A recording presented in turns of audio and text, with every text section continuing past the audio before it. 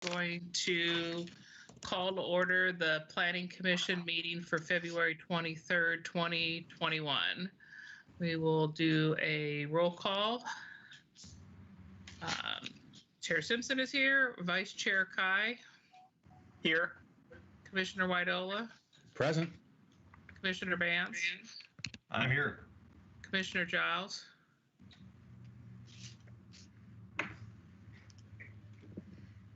Here and on mute. All right. Commissioner Harsh. Present. Commissioner Brown. Present. All right, we are all here. We have this evening, our first agenda item is the consent agenda. I called Erica earlier today regarding consent agenda items B and E. In my review of those two documents, I've found that there were, in the hearing itself, sections of our hearing that were omitted from the minutes. And so I've asked for them to be removed so they can be revised and brought back to us again to include the content that some of our conversations were missing. And the same is true for the work session minutes on January 26th. They had some information but didn't capture the essence of our conversation as a commission. So I felt it was important to revisit those and have them brought back for approval. I also reviewed with Erica some Scrivener errors that were on there, just nothing that would change the nature of the minutes themselves. And I don't know if the commission wants me to go into any details or provide an example for that. If so, please express an interest. I mean, we do not. Okay, definitely. Okay, so if it doesn't change the intent or the meaning, then that's fine. Okay. If it's typos and spelling or stuff like that, then let's just let it be fixed. Okay, and there were some. Sorry, Daniel, did you have another thought on that? Yeah, the December 8th, the one there where we're talking about the water plant. I noticed that one was pretty short. Is that one of the ones that was on your list? Yes, it is. Because there were some. I mean, I specifically remember talking about some of the benefits that they were trying to provide to the community, and we were talking about possibly them providing a backup water source, and that is not in here. And so I think that would be good to capture. Yes. Okay. So those minutes are going to be removed from the consent agenda. So our consent agenda, as revised, consists of the November 10th, 2020 Planning Commission meeting minutes, the December 8th work session minutes only, and the January 12th Planning Commission work session minutes. All right. Is there a motion to approve the consent agenda? Subject to those being followed up on? They'll be brought back to our next hearing. So all we need to do, what we'll be approving through the consent agenda are the 3 remaining minutes. Okay. I'll second. All right, I've heard a motion and a second. Does anybody else have any other changes, corrections, or additions to the minutes that they need to present that would change the context of it? Otherwise, Scrivener's can be submitted to Erica. All right, hearing none, we'll take a roll call vote to approve the consent agenda. Vice Chair Kai? Approve. Commissioner Widola? Approved. Commissioner Bance? Approved. Commissioner Giles? Approved. Commissioner Harsh? Approved. Commissioner Brown? Approved. And I approve unanimously. We'll move on to the council liaison announcements. Councilor Scott. Hello. Thank you. Not a whole lot to report tonight. The city council did meet last Tuesday, and beforehand we did have a joint session with you all on Planning Commission, obviously, around the Bookman area refinement plan. We also had another topic on our work session agenda where we talked about kind of pedestrian crosswalk standards in Sherwood and some of the frustrations that various members of council may have with some of the current implementations, and maybe we can do better, create more safe crosswalks for our citizens. Regular session was pretty light. We had one new business item where we extended we held it over. There was going to be some additional discussion around extending our IGA with the county around the Washington County Library Cooperative Library Services. So I think there were some questions that we had around why the potential changing of the funding formula of that, and which is they want to extend the current contract for a year while they tinker with the formula, which will then impact the rest of the 5-year levy that the voters all just passed. So more to come on that in a future session. And next week, we do meet next Tuesday on our agenda there. I just had this pulled up. There we go. We have currently slated another work session with you all, another joint work session with Planning Commission around our comprehensive plan updated, particularly around connected and coordinated infrastructure.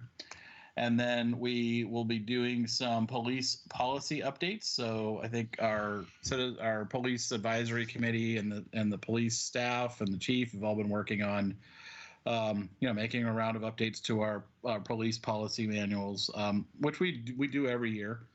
So there's a round of those coming into play. We'll be approving next week, and then we have one public hearing. It would be the first reading of the adoption of the of what you all I think are hearing tonight, the Brookman refinement. So assuming that passes through here tonight, it will come to City Council next week.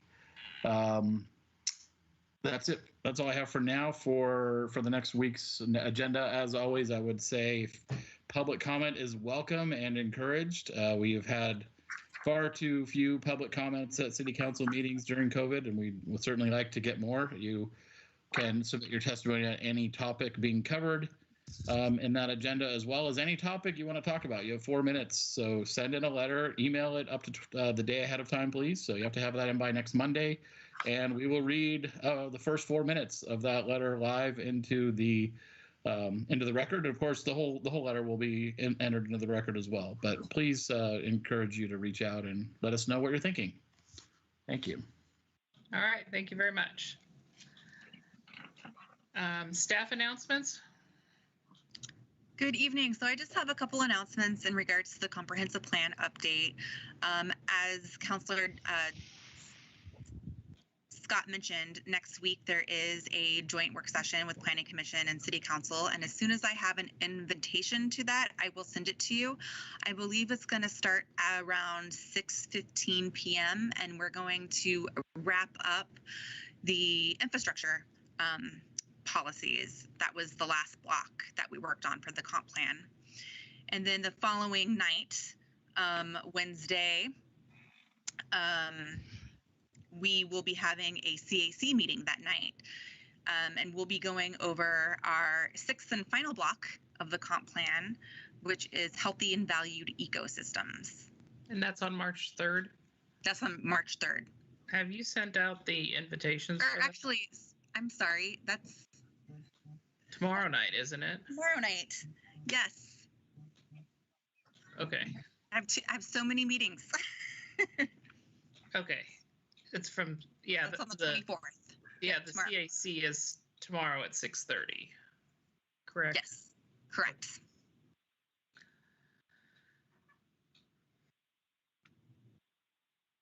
Are those the only 2 announcements? Sorry, Yes. I was panicking in my calendar trying to figure out what I had. No, I was panicking too there. I had to look over at my calendar. Okay, so CAC meeting is tomorrow night, and the joint work session is next Tuesday night. Okay. All right, thank you. Community comments. Community comments are limited to those items not already on our agenda, and we have a letter that was submitted through the city with a request to be read at both the city council and the planning commission level. So if Erica could read that.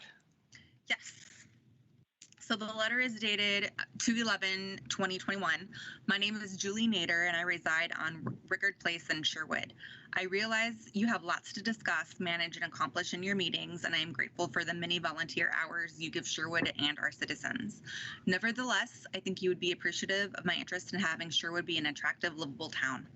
The distasteful billboards in our growing town have been my concern since I moved to Sherwood in 2002. Last year, on January 20th, 2020, I testified at a city council meeting concerning the tacky billboards on Route 99. On Route 99 is the main thoroughfare through our historic town. They are an eyesore that should be taken down now. The company has had ample time to benefit from the installation of these ugly billboards. The ordinance says that they should have been removed in June 2011. They are tacky and often advertise services in other towns. From my September 2011 letter, as elected representatives of the whole community, and most certainly the homeowners and businesses who support the city with our taxes, send our children to Sherwood schools, and purchase goods in Sherwood stores, we hope that you will uphold our ordinances and that our laws and ordinances are respected and obeyed. Surely we are not intimidated by large companies or corporations when we have the interest of our greater community at stake. From my April 2015 letter, why do citizens and city staff work for months on honing ordinances if they're not to be instituted and enforced? What kind of respect can our community or any local businesses have for our ordinances if we allow big business to simply ignore them? Now, 10 years later, the ordinance has not been enforced. Does the city government, mayor, and city council have the will and courage to end this illegal pollution in Sherwood? Thank you for the opportunity to express my concern. Julie Nader. And this will be placed in tonight's record for the meeting. Excellent. Thank you very much. And our comments are always appreciated. When it involves a matter that would potentially come to hearing or an actionable item by the Planning Commission, we can't formally discuss the matter unless it's been properly noticed per the Oregon public meeting laws. Those have been forwarded into our record, and any action items would be forwarded to the appropriate department. Erica, would you let us know who the proper actionable department is for this? Because there's code compliance, but there's also another aspect to this. And I know that other people have similar concerns. And if this is an item that you want to bring back with more details, that would be helpful for everyone to understand the process. But I don't think it's something the Planning Commission can take an action on unless it's a code, unless we're changing the code to accommodate them, correct? That is correct. I can just speak to just that this has been forwarded to the appropriate parties within the city already. It is something that council and staff are aware of and are, it is being handled in the proper ways throughout the city staff. I probably wouldn't comment more than that at this time. Nope, that's perfect. Just wanted to make sure that citizens know that it's not being ignored, that we are taking actions and it's being recorded. All right. So our next. I would add one other thing, Chair, if you don't mind. Yeah. Yes, please. I would say that the ordinance has certainly been effective in the fact that we have not seen any new billboard facilities established in the city since that ordinance, since even before that ordinance was enacted. So it has been effective in that manner. Yes. The other is a bigger issue. Understood. Thank you. All right. We're going to move on to new business. And our new business this evening is a public hearing. So I have a script to read. Public hearing on case file LU 2020-017 PA Sherwood Parks and Recreation Master Plan is now called to order. To maintain compliance with public meeting laws and pursuant to House Bill 4212, this meeting is being conducted electronically. The public notices for this meeting stated that citizen comments and testimony for this public hearing item had to be submitted in writing at least 24 hours in advance in order to be included in the record. The public hearing this evening will be conducted as follows. Staff will present the staff report. Questions, if any, by the hearing body for the staff. We will then open for public testimony, and the time will be limited as follows. The applicant will have 30 minutes, which will be split between presentation and rebuttal. As previously noted, public testimony for this hearing was required to be submitted in advance in writing. Staff will read the first 4 minutes of any comments already received.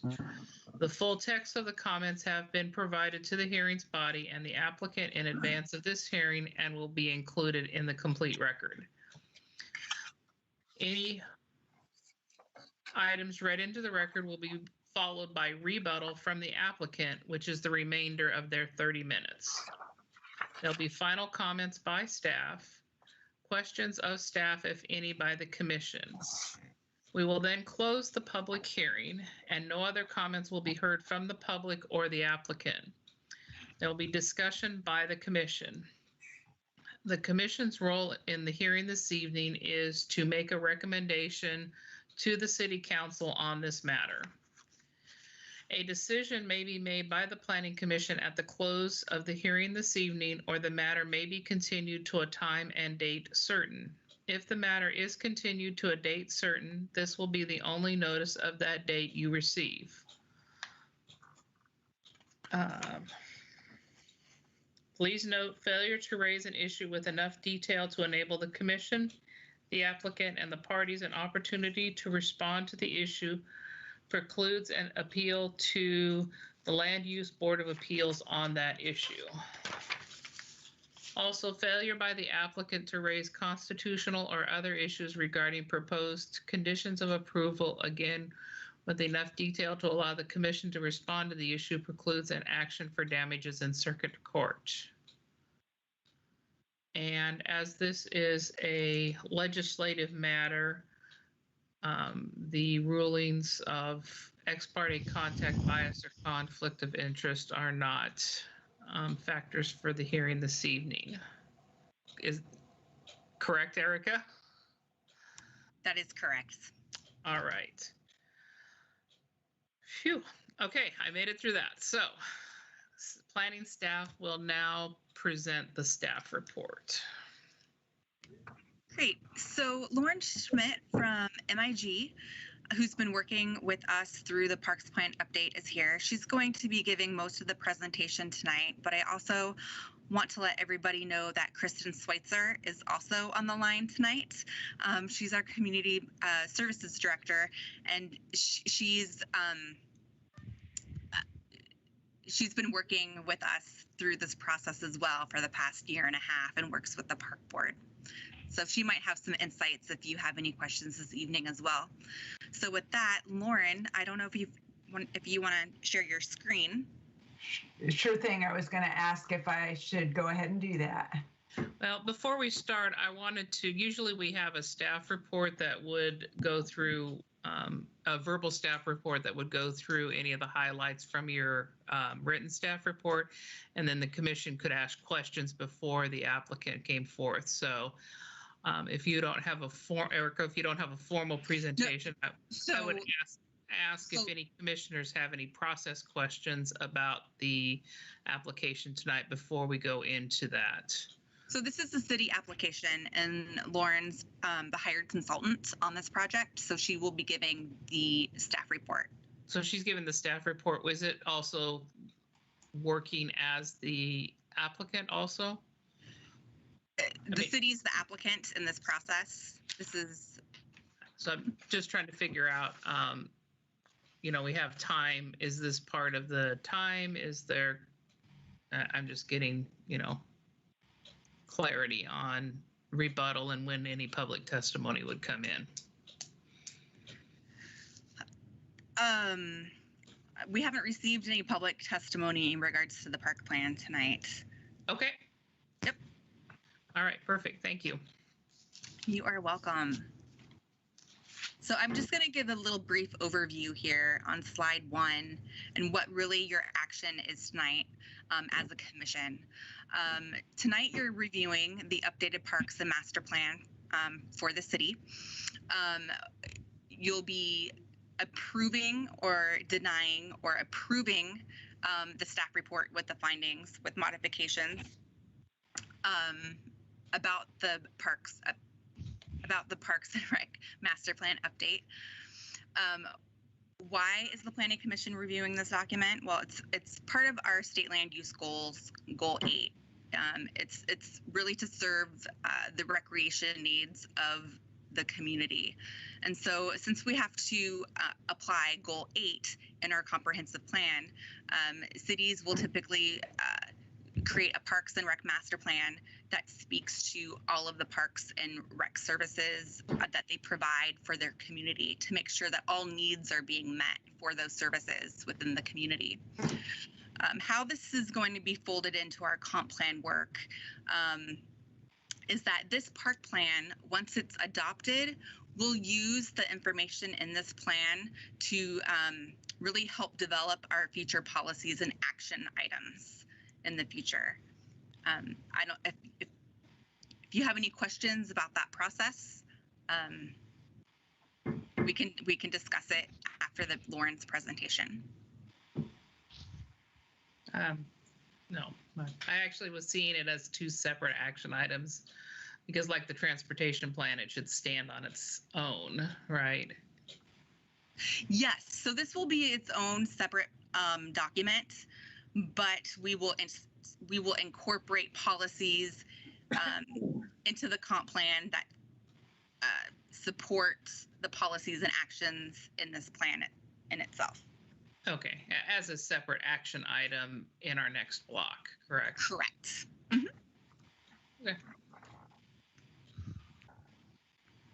Okay. So it's nice to be back here with all of you.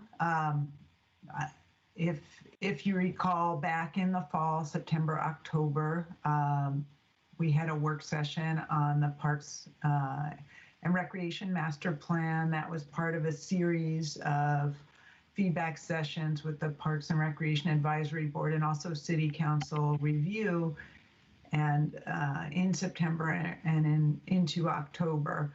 All of that feedback that was gathered by me, by Erica, by Kristen, was then brought together, and a revised version of the PRMP was brought to the Parks Recreation Advisory Board at their last meeting in December.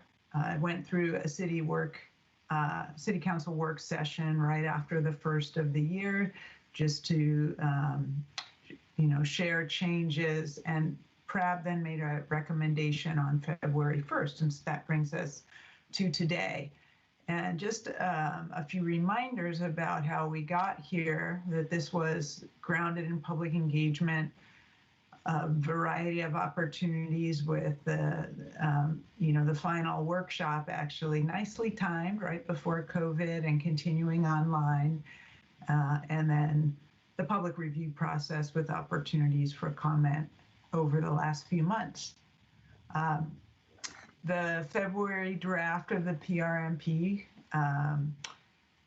you'll see that the structure has not changed, but there are a few pieces within it that have been modified based on the feedback that we've gotten over the last few months. And so tonight I want to share some of those highlights with you, so you understand what's changed since we last talked.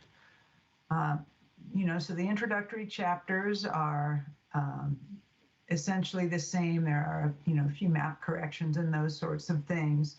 As we get into the principles, strategies, and actions, a reminder that the park system principles are kind of the big picture direction, and those have not changed at all, nor have the 8 overarching strategies. There are a few tweaks to the recommendations within those strategies, a few tweaks within the park development guidelines.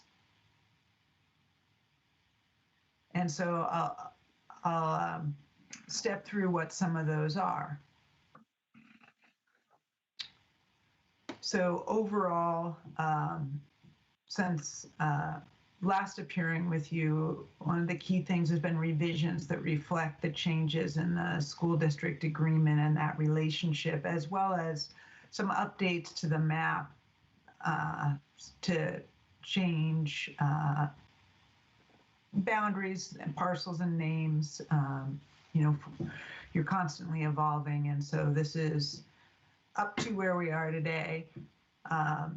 Over the course of the review, there is definite feedback from all the bodies to really elevate some of the discussions around trails. And so there are more trail related actions and recommendations in both chapter 3 and 4, and a calling out of the grade separated crossings of Highway 919W as a priority. How the replacement field house is discussed, it was moved into the new parks, trails, and recreation facilities section. It was previously linked with the existing field house discussion, and that was a little confusing. As part of the transportation and trails, we were requested to add the TSP build-out map to be really clear about you know, the robustness of that envisioned network.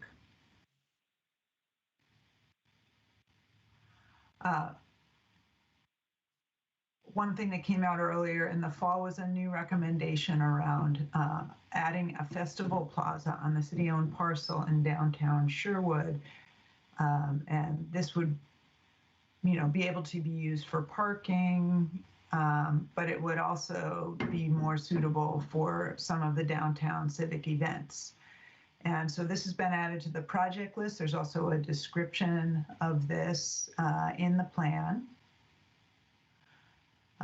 Another piece of feedback was to elevate the discussion of public art. So there is another section on public art in chapter 4 that talks about integrating public art that expresses Sherwood's history and culture into the parks, facilities, and public spaces, following the guidance of the Cultural Arts Commission and the Public Art Master Plan. So making that linkage.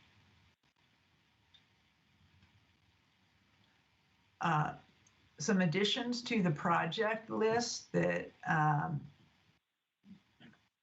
not so much on the existing sites, but looking on the second page of the project list, adding some allocations for, you know, the YMCA and Sherwood Center of the Arts Building, adding some cost assumptions around the new parks in Brookman area and Sherwood West,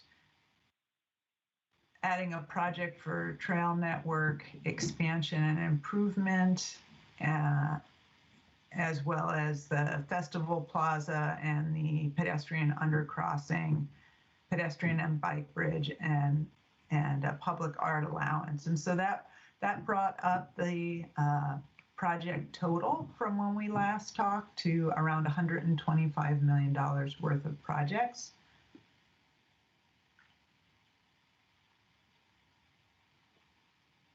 And so, you know, after tonight, the final step, as Erica mentioned, after your recommendation would be moving forward to City Council for final review and adoption. So that's an overview of the shift to the document that have been made over the last few months to respond to feedback. And I will stop sharing my screen now. Actually, hold on just a second. Sure. Are we able to make comments now, or Chairman Jean? or Chairman Simpson? Yes, absolutely. And I would ask that Lauren keep her PowerPoint up because I think some of the questions are going to be related to some of the maps and maybe the project list that you had. So, Okay. Commissioner Giles, go ahead. Okay, so I appreciate all the effort that's gone into this. I'm looking at this with the eyes of an executive, and if I were the people who were on the council and going to approve this, the executive summary does not summarize for me some of the stuff. In fact, I had to look 51 pages into it to get to the actual priorities of what projects we were advising be done first. If I look at this page right here, I see a $125 million price tag with no regard to, and I know you're getting to it, but an executive summary, I should be able to read and be like, I get that here's the recommendations, here's what they're, here's what they're going to. Now I will dive in and get more information. There's no ordering of prioritization here as near as I can tell. And there's not really even, I like the additional notes section, but I don't really see necessarily what I get for the money on different ones. So that was point one. Is there any feedback on that as to why I'm not seeing that on this page? Yes, I'd be happy to share that, and I think Kristen also may have some comments around that. So one of the pieces of feedback we got pretty directly as we were preparing this document was that the prior park system plan, the executive summary of that, was a really useful plan in brief. And so it did definitely, what you described is a pretty typical approach to an executive summary. This one was modeled after the structure of the prior plans summary, and it's intended to serve as kind of the standalone snapshot. Okay, so I would change the title then from recommendations to total possible projects or something like that. Because, if I'm, if I'm a citizen looking at this, I'm saying, sweet, we're going to have some awesome parks in the next 10 years, but it's got quite a price tag, right? And that's never going to happen. So then I'm going to come back and say, well, we were promised a pump track. That was one of the recommended improvements. Why is it not there? Right? And so I worry about that. So the other thing that I'll do, and again, this might just be a style thing, but on the tier ones, starting in page 51, I'm going to say I stopped writing after about 15 times where I underlined something and put the word why next to it. So when we say things like, consider relocating the play area to the north of the shelter. Why? We're just moving it to a different location. But what benefit does the community get by moving it, 100 feet to one direction or another, right? Or even, on the next one, it was enhance or expand the play environment and orientate it closer to the Southwest Lindley. Why? Right? Does it need to be replaced? Is it broken down? Are we needing new types of things there? You know what I mean? Like, let's get into the benefit of why we would be doing some of these things. And even on the, I liked better on page 54, where you say on tier 2, number 2, replace the play structure with a larger and more engaging play environment towards the end of its structure's life cycle. That's great, except I would like to know, is that in 10 years or, 1 year, right? That's a difference. Because I think one of them on like the Sunset Park, for instance, Snyder Park, about renovating the playground and central area of the park. And again, if I'm a citizen, which I am, I feel like we just got a new play area there. And I know it's probably 5 or 6 or 7 years old or something, but it doesn't feel old. So we've done a great job maintaining it. And so to change it, do I get new benefit, or is it just the same benefit that I've now spent more money on? Do you understand my concern without spelling out the exact benefit that we're getting from these things? Um, I'll take it as a no.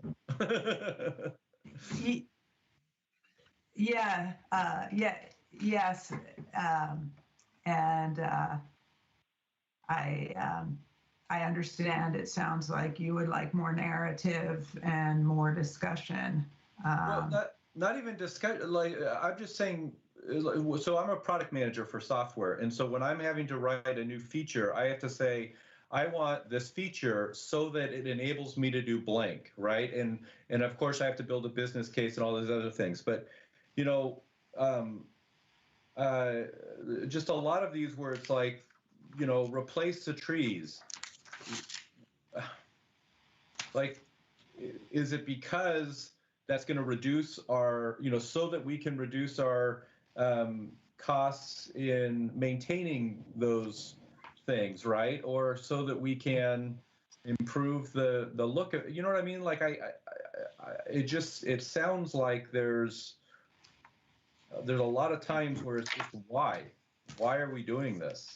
Yeah. What benefit are we getting as a citizen? Are these addressed in the needs assessment in the back at all, or any other place? Yes, they are. That is exactly, you know, the needs for comfort and for reinvestment. All of those were surfaced through the needs assessment, which is summarized in, you know, earlier chapter 2. But that's kind of where the why is, yes. Well, I read through that and I didn't make that connection because, I mean, like I understand so just know that I'm mostly speaking from a marketing standpoint here that you know, we have to sell this as, you know, to our citizens, and it's a lot of reading, and so adding a few additional words, even if we're pulling things from section 2 to say, you know, here's the reason why, or the benefit that you're getting. And again, I'm not trying to blow this up at the last minute. And so if the other commissioners think that I'm off base here, I really, I'm sitting in Keith May's chair and say, you know, I feel like he'll push back and say, you know, what's the benefit, or, you know, for the citizens. I've kind of seen him do that before, and I say the same thing where I'm like, well, the way it's worded, at least, it sounds like we're just saying we're going to replace the plants with native species so that we can reduce maintenance on those parks, or what? You know, and I love the variation, but like, for instance, if you pull out all the grass in the park and put in eco-friendly grass, to 90% of the people that drive by, it looks the same. So we've got to hear what the benefit of it. You know, it's less maintenance. It's, I don't know. That's just my feeling. Yeah, another place where the why is, in addition to the needs assessment, would be in, you know, chapter 3, which sets up, you know, what I would call the policy recommendations. But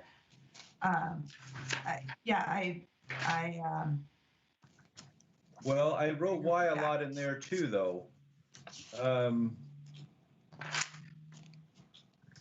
So you know, let's look at the E section. Upgrade the senior community center to E5 to be a state-of-the-art facility. So that we can do what? So that we can have, you know, different courses offered there, so that they can have movie night. What does the state-of-the-art facility mean there?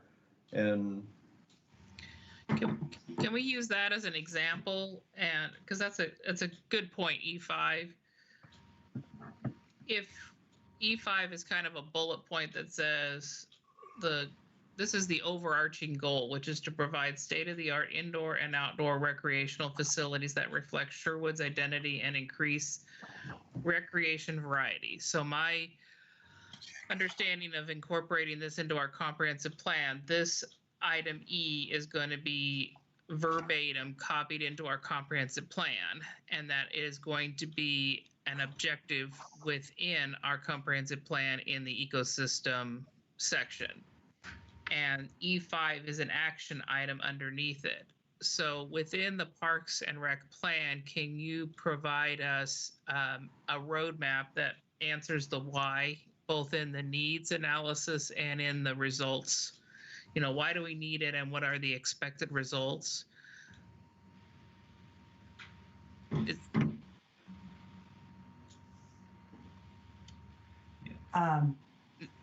Or does it not connect together the why? Well, I can't speak to the plan for the comprehensive plan, you know, Okay. and I guess what I can speak to is,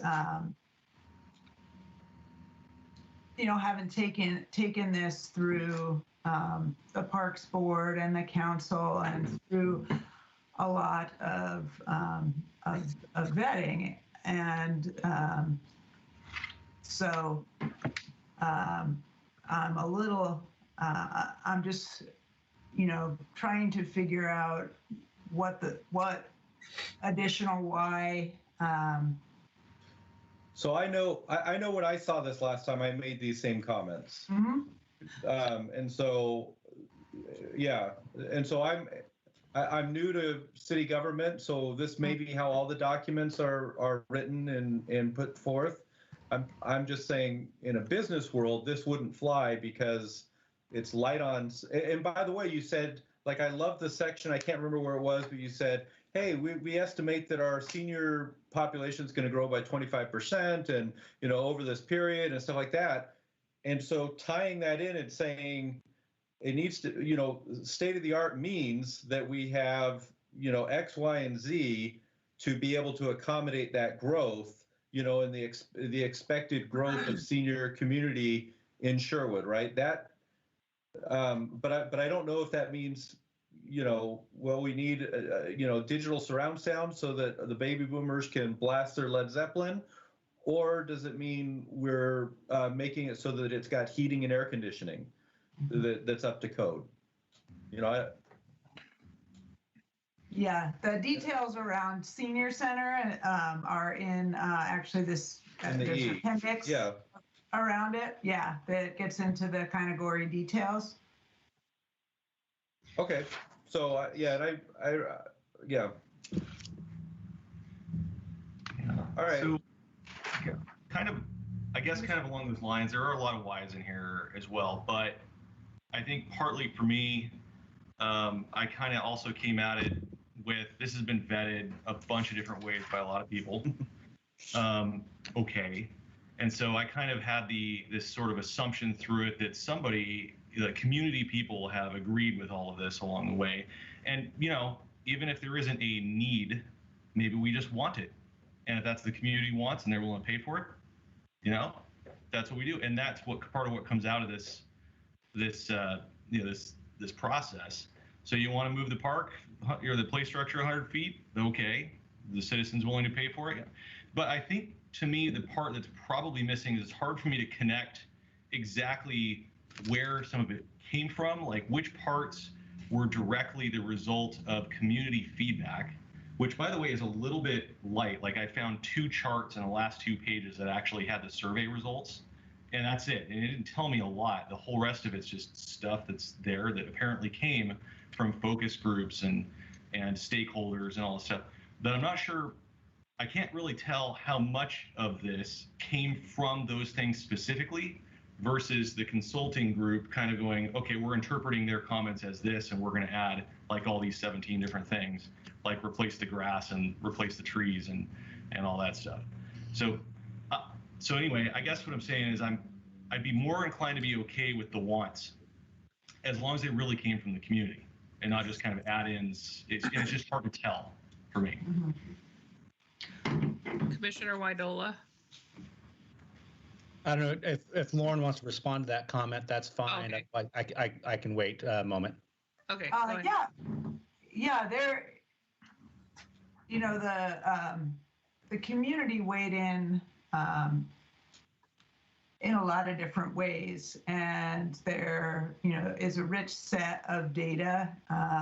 The last engagement last January really focused on project priorities, and it also had a visual and kind of park preferences exercise, the workshop and the online version that really helped guide the park design preferences, and the prioritization exercise had, you know, there's a budgeting exercise that helped identify project priorities.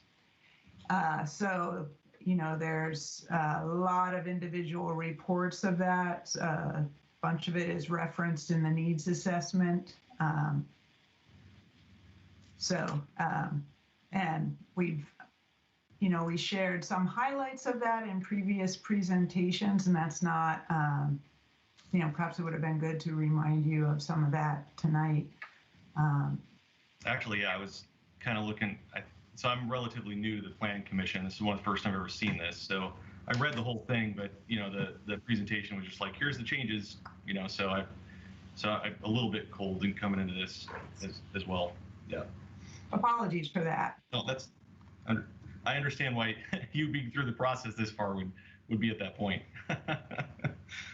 Yeah, and I will also add to Commissioner Giles that it did take me a little bit of time, probably because I'm newer to the project. I've been reading this 100 times over and over again to figure out where the prioritization was. And actually, Commissioner Giles, like you mentioned page 50, that's not even quite where it ended up. Like that's part of it, but I ended up pulling page 50 next to page 90 and trying to figure out, okay, which one are the tiers are actually our priority, or is it over here on page 90 with the dots and the PRMP references going down? And I think I finally figured it out because page 90 has the 1 to 5 year stuff, and the tiers are like stacked within there.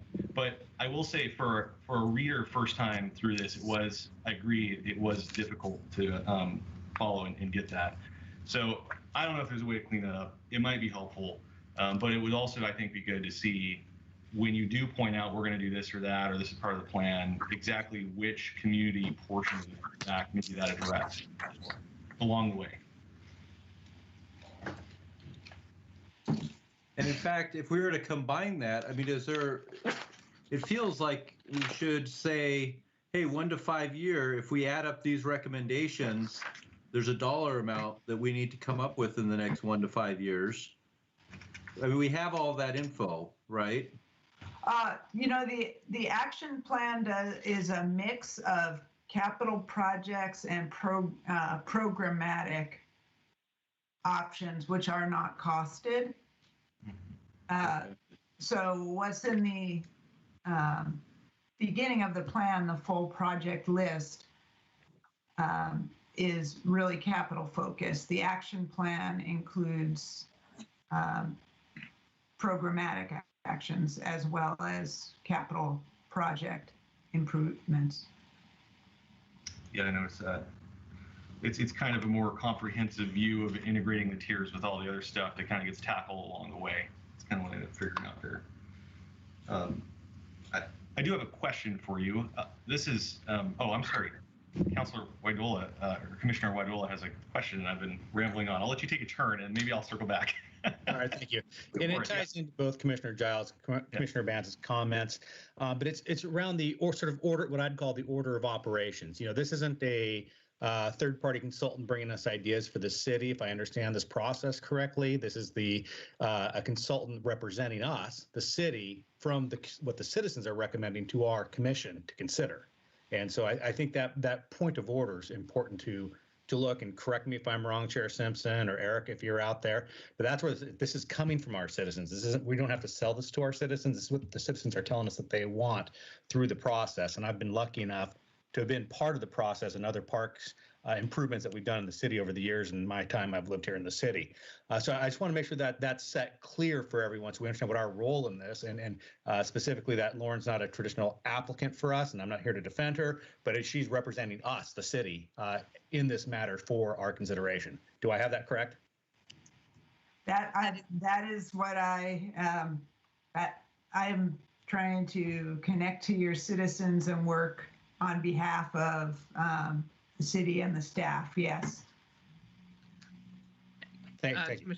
Commissioner Whitehall, thank you for helping bring that into it. I have two sides to that coin. One is I was part of the work session that has been mentioned verbally and briefly in the plan document itself, that prior to COVID, there was an in-person work session that was probably one of the best in-person work sessions I've seen when it comes to doing master planning. When they, like we did our housing needs analysis, which was on our housing residential design standard preference online.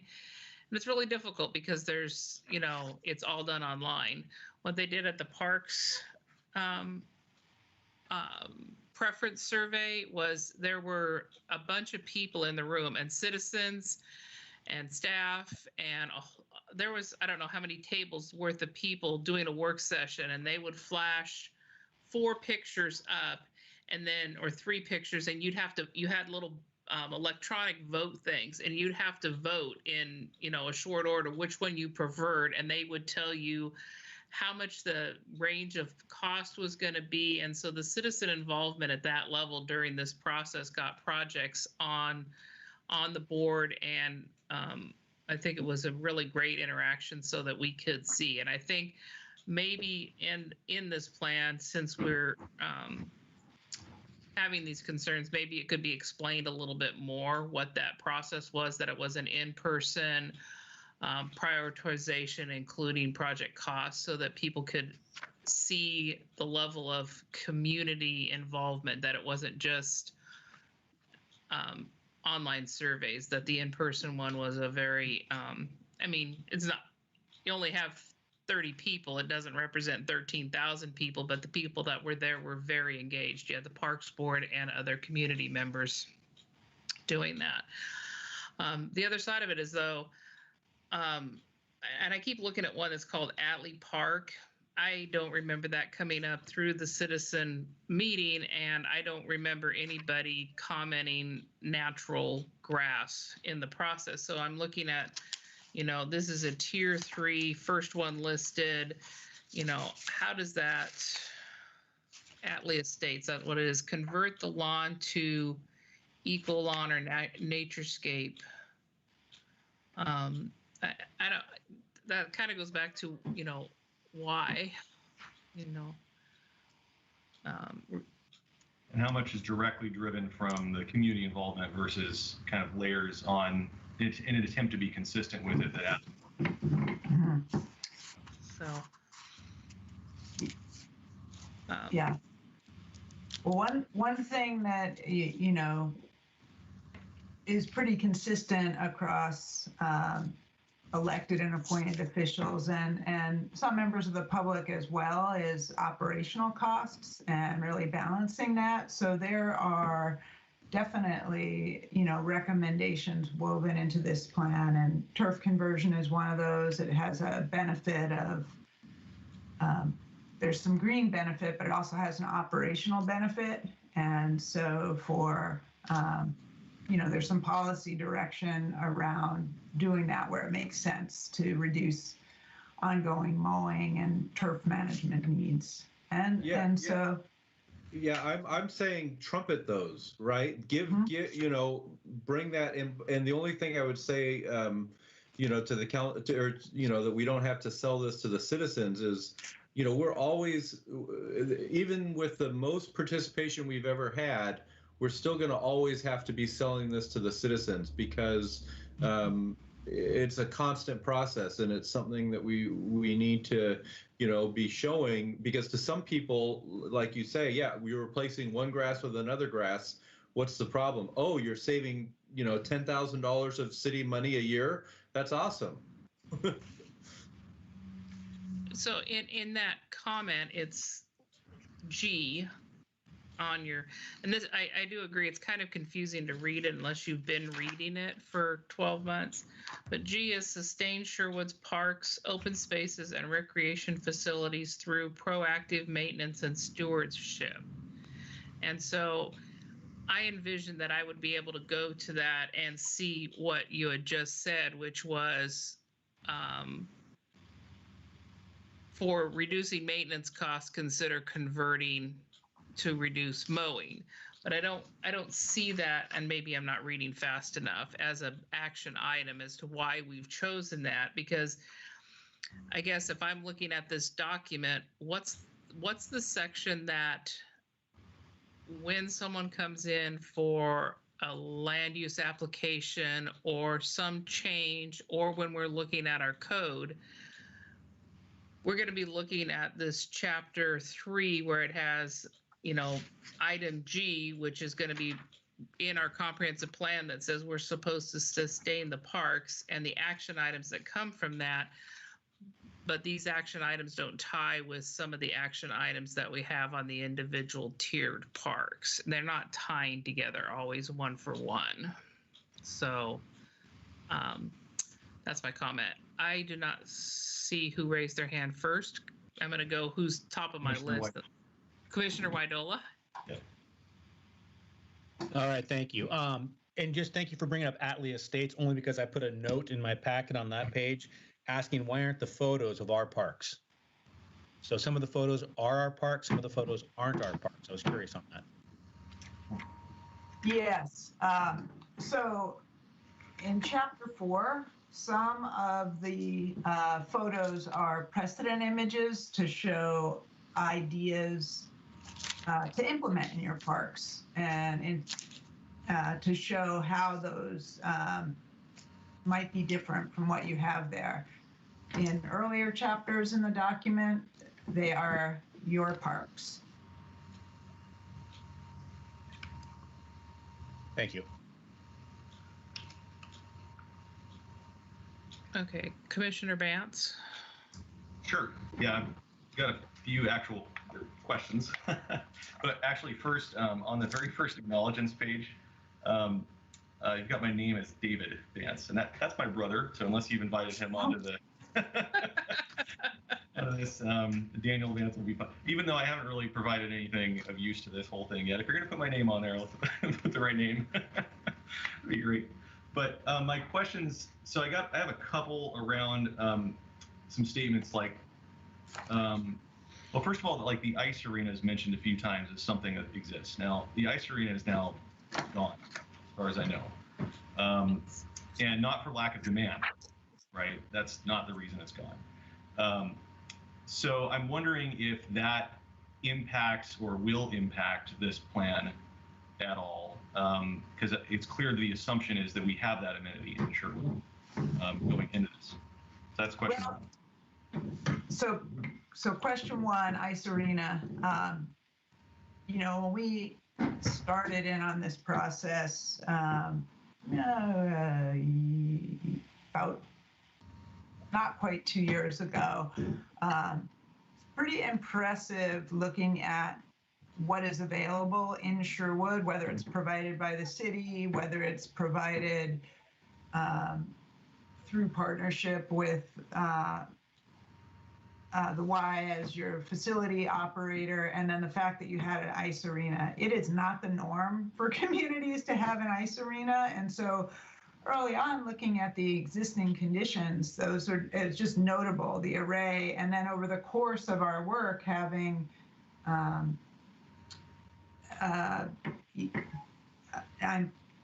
it's escaping me, the super fun recreation family fun center. Langers.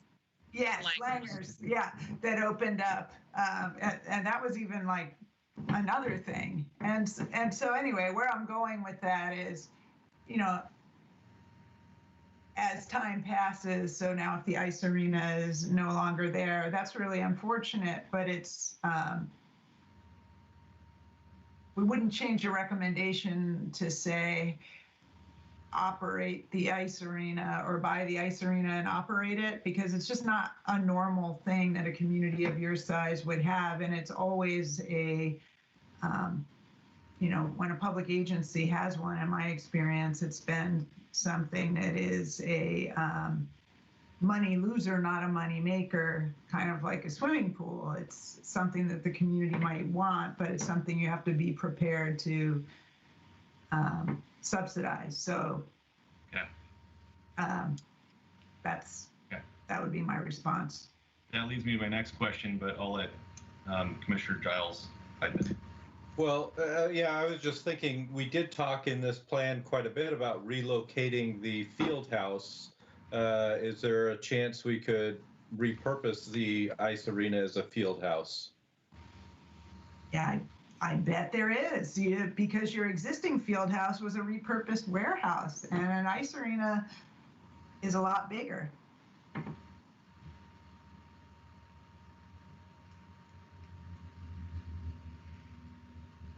It's the comment would be, though, within this plan document, it hasn't gone through a public process to be able to change a recommendation unless we send it back to the Parks Board for reconsideration or some other, or the council could actually take it on as a capital improvement project. Correct. We could add into a suggestion. Erica, are we? Can I make a comment here real quick? Councilor Scott, related to the ice arena? Yeah. Yes, please. I would note that the ice arena is currently operating, so it hasn't gone anywhere yet. It is a privately owned facility as well. It's not publicly owned, so presumably, even if the current operators were to close, that doesn't mean there wouldn't be a new operator who were able to take over the space, or some other, coming out of, whatever reconfiguration would need. I mean, I think it's far too early to make any commentary about the ice arena. It's a privately owned business currently in operation. I wouldn't add it to this plan myself.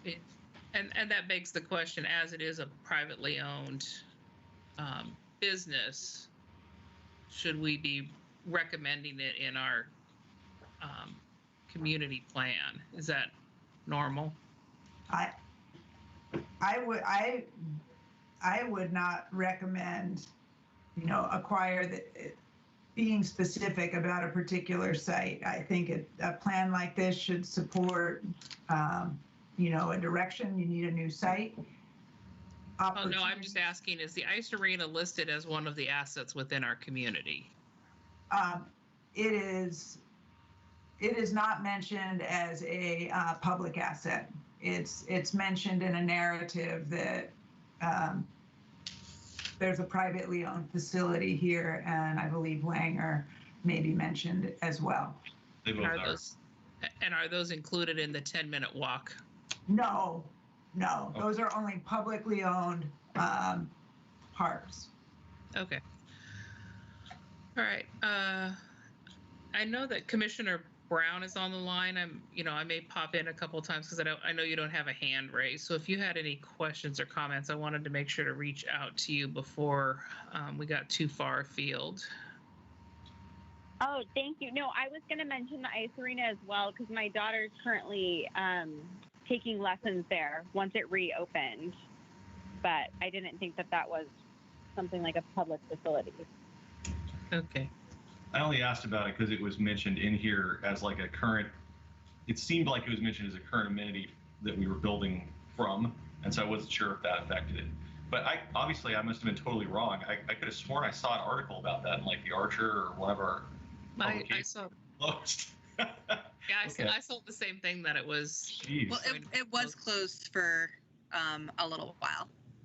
I could have sworn it was like closed for good though, or something. Is what, at least that's the way the article seemed to read. Yeah. But It was reported that way, but I think things changed. Oh, well, that's good news then. Okay. All I'm right. happy you're wrong on that one. Good. Yeah, me too. Yep. Commissioner Bance, did you have another question? Yeah, just I'll kind of Kit. Yeah, the aquatics demand was kind of interesting. You mentioned there's no demand, insufficient demand for an aquatic center. I'm wondering what that was kind of based on. Maybe it's just we have YMCA and there's the one down in Newburgh. But I'm just kind of curious if there was any like data or something to kind of support why the greater community isn't large enough for further aquatics. And then also I'll just throw in this other question too. Maybe you can address both. You know, there's a lot of projects in here, and it's a lot of money. And I'm just kind of curious, with it being so kind of lofty, and yeah, it is visionary to some degree, and I'm sure council or whoever along the way is going to, you know, pitch these over the next 20 years. But was there anything that came up along the way that you said, no, that's just too much. Our community can't do that, and we got to cut it. It can't be part of the plan. So what was cut in the process? Yeah, the idea about building a second pool is one of them. Is something that a second standalone pool, there just isn't a market size. You know, a market for an aquatics facility is they would cannibalize each other. So that would be an example. You know, there are ways you could get more aquatics capacity, and so that's an example of a trade-off. You know, over the course of reviewing this plan, there was definitely actually some feedback that increased the overall project list that's in the executive summary. And some of that was strategic to make sure that a lot of the trail and pathway improvements, which might also, like the undercrossing and overcrossing of Highway 99, which are mentioned in the kind of visionary projects within the TSP, that they also be mentioned here because they also serve an important recreation function. And then there is, because the city of Sherwood does own the YMCA building, and you have an arrangement with the YMCA, and there's responsibilities for each party, but there's an assumption about a building reinvestment there. And so that's kind of a big ticket number, but, you know, depending on how you negotiate with your operator, that number could change. And then the same thing, there's some pretty big numbers around new parks. And so as you update Sherwood West, for example, there are some assumptions in there, but that could change depending on, you know, if you planned Sherwood West significantly, you know, differently from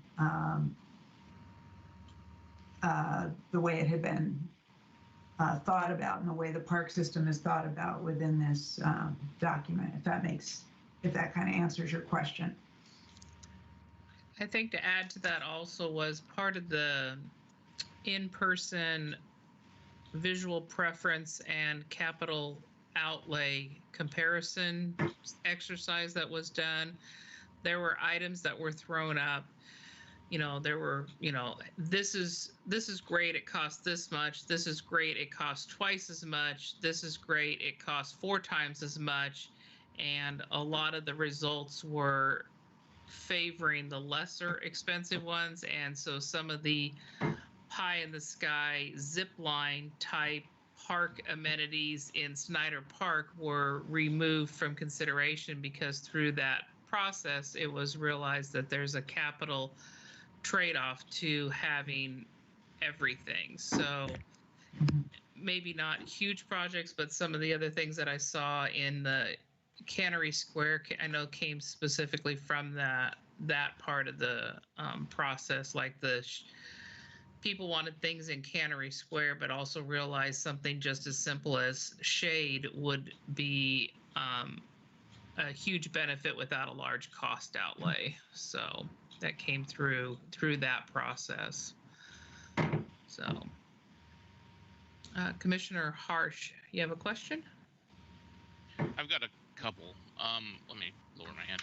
So my first question is, and this may need clarification with Councilman Scott. There's no mention of the softball fields that I thought were jointly owned and operated with the city and the parks group at the now middle school, the former high school. Did I miss that in the documentation? Those are owned by the school district, I believe. Are they? Because when our organizations were in, there's a city contact we used to book them. So Yeah, the city managed all of the school's fields, all the scheduling and maintenance of the school's fields for really decades, I believe, or at least a decade. That recently changed. The school canceled that or decided not to continue that contract in the future, and they wanted to take over all of that themselves. So, and I didn't see any of those kind of bat and ball style fields in your park plan. It was, basketball. It was pickle barrel. Not you, Doug. I'm sorry. Yeah. Scott. I mean, I can only speak to the fact that this is a fairly recent development. This park plan has been, under construction for quite some time, probably more than a year. The district informing the city about changing that contract and taking over their own scheduling and maintenance of all the fields happened within the last couple of months, and really just got finalized probably even more recently than that.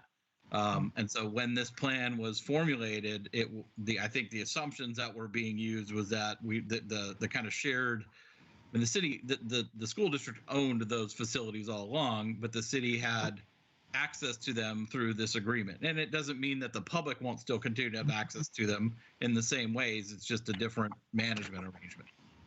Well, thank you, sir. I was saying that in the field plan going forward and the different types of amenities, none of that was expanding. And I was just curious. The second question I had was around the dog parks, and people on here may have got this. You guys referenced a dog park north of 99. That's within 10 minutes of my house.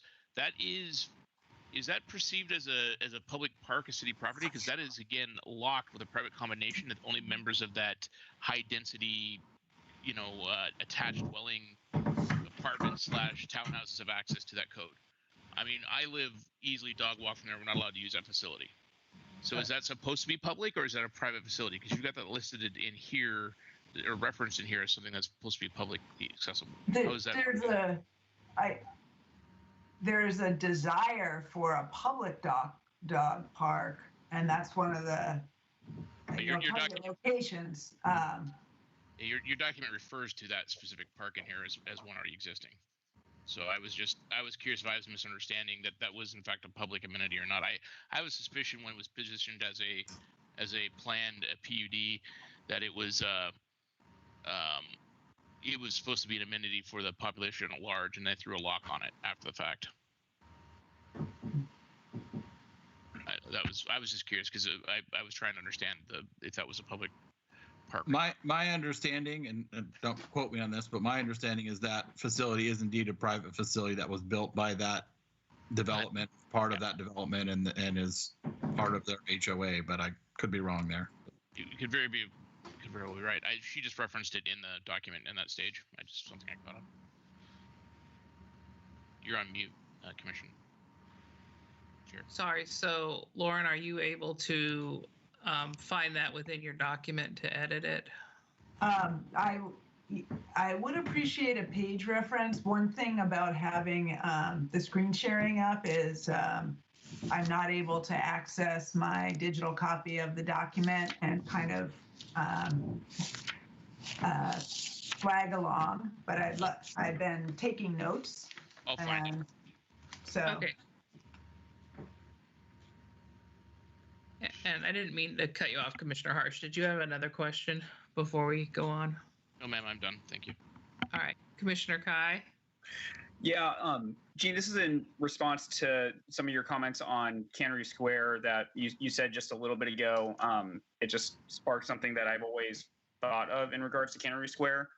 So point number 2, add shade, such as umbrellas or shade sails, is funny to me when there's 2 large shade structures at Cannery Square already. The problem with both of them, though, is that they were put in without any consideration for where the sun is and where the shade would go. So the one on the north side shades the railroad tracks, and the one on the west side, because it's oriented long ways north south, the sun rises east to west. You get some shade in one part of the day, you get shade in the middle and then you get shade, and then the sun goes too low and doesn't offer any shade. Was it looked into potentially relocating those shade structures so that at minimum there would at least be one of them on the south side running east-west of Cannery Square, so that it would, instead of being adjacent to the main street, it would be adjacent to the cross street? Well, what I would say is we looking at the feedback that we got from the public, and there were a lot of comments, and some of the along the way, we had online questionnaires, and people could write in specific feedback about certain sites. We heard a lot about it being hot when you come there with your kids, and it's a really attractive park that's been designed kind of as a whole piece. So no, we did not look at, there's a lot of investment there, and there's some benefit to more of a tactical approach of, adding umbrellas in the right season, because you also do winter events and tree lighting and things like that when you don't really need shade, and it's really nice to have that structure and that kind of thing. So that's why the approach of more seasonal and more temporary and tactical approaches to just address the shade aspect. So, and I understand that, because I agree Cannery Square does have a very nice aesthetic to it. Again, it's just unfortunate with where those shade structures were placed. I don't know if at any point we could get feedback from just that potentially what it would cost to relocate the shade structure that's to Pine Street and turn it so that it's adjacent to Columbia Street. If that would just be something as simple as just pouring cutting and pouring some new concrete footings to attach it, or if it would be substantially more costly than that, because it'd be nice for that to for the shade structure to actually provide shade. So yeah, that I believe would probably be an action item for the Parks Board to do within their own action plan specifically. Okay. Not necessarily an action item that we would put in their master plan. Yeah. I think in their master plan they have a vision of more of it, and maybe they are intending to move it, but I don't think we would craft their design elements to the master plan. Okay, and that could be comments that I could get to the Parks and Rec Commission. So yes, I'm gonna ask a couple of questions before before the next person, if I can. So my first concern that I kind of mentioned to Eric, and I think she answered my question, but it's a concern, and I think it definitely needs to be fixed before it goes to council, is I have numerous blank pages, especially in the appendices. So my example is page, I have a D22 that's blank. So the numbering goes on, but it's just lots of blank pages in between. And so if you have a page that's intentionally left blank, it should say page intentionally left blank, or remove it. So it goes D20, then there's a map on D21, then D22 is blank, and then it has D23, and so it's And I believe that was just a pagination error through Adobe putting the packet together. okay. So when we get the next, So when it goes to council, or if you decide to recommend it onto council, we will fix that so there's no blank pages in the appendices. okay. And then I have two specific questions on page 46 of the plan. I don't know, Lauren, if you have the plan, like you can go to that page 46 so we're all looking at it, or you only have your PowerPoint. Yeah, I can absolutely do that. So what I'll do is stop presenting this, and I have the plan open on my screen. So let me just get rid of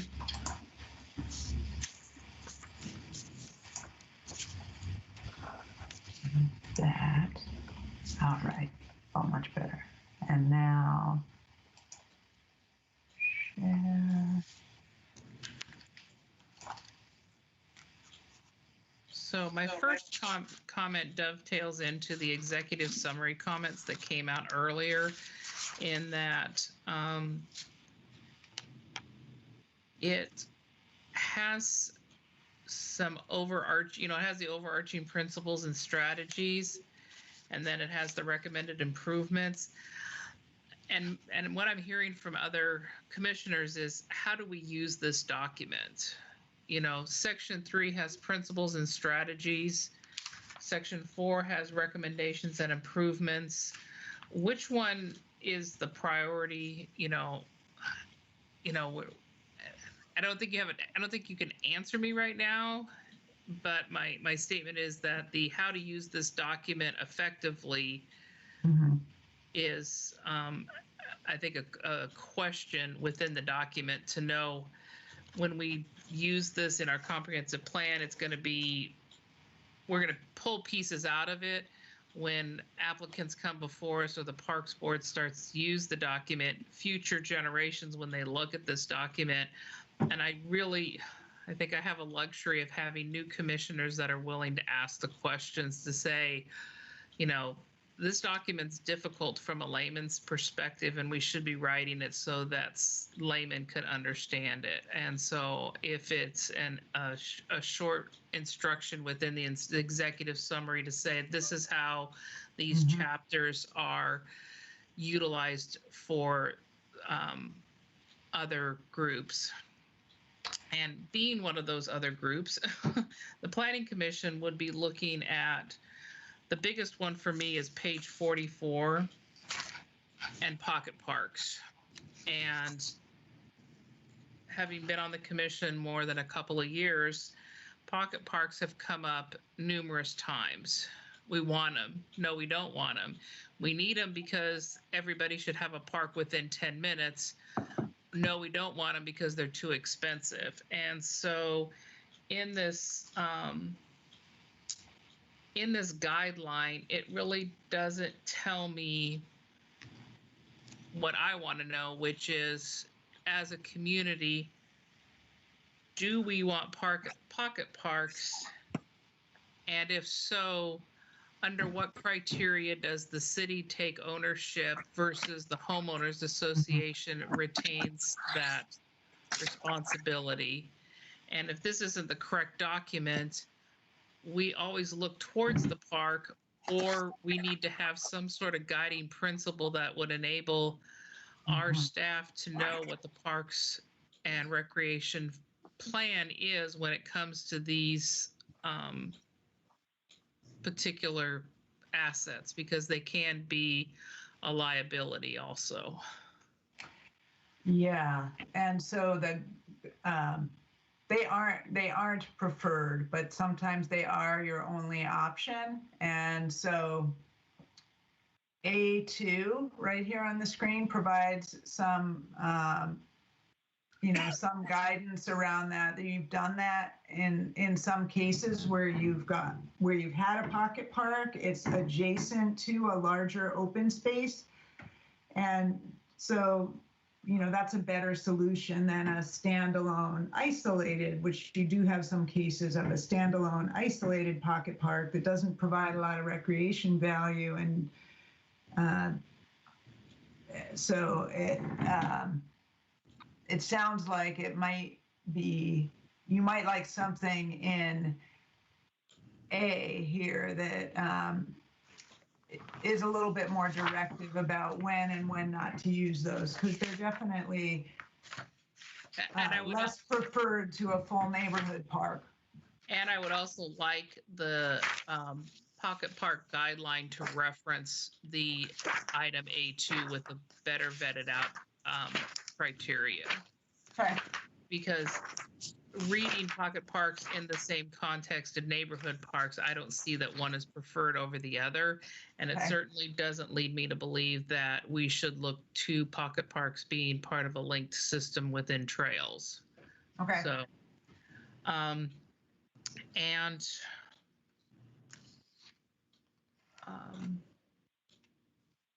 I found it interesting that on the next one, which are natural, both that one and the natural areas,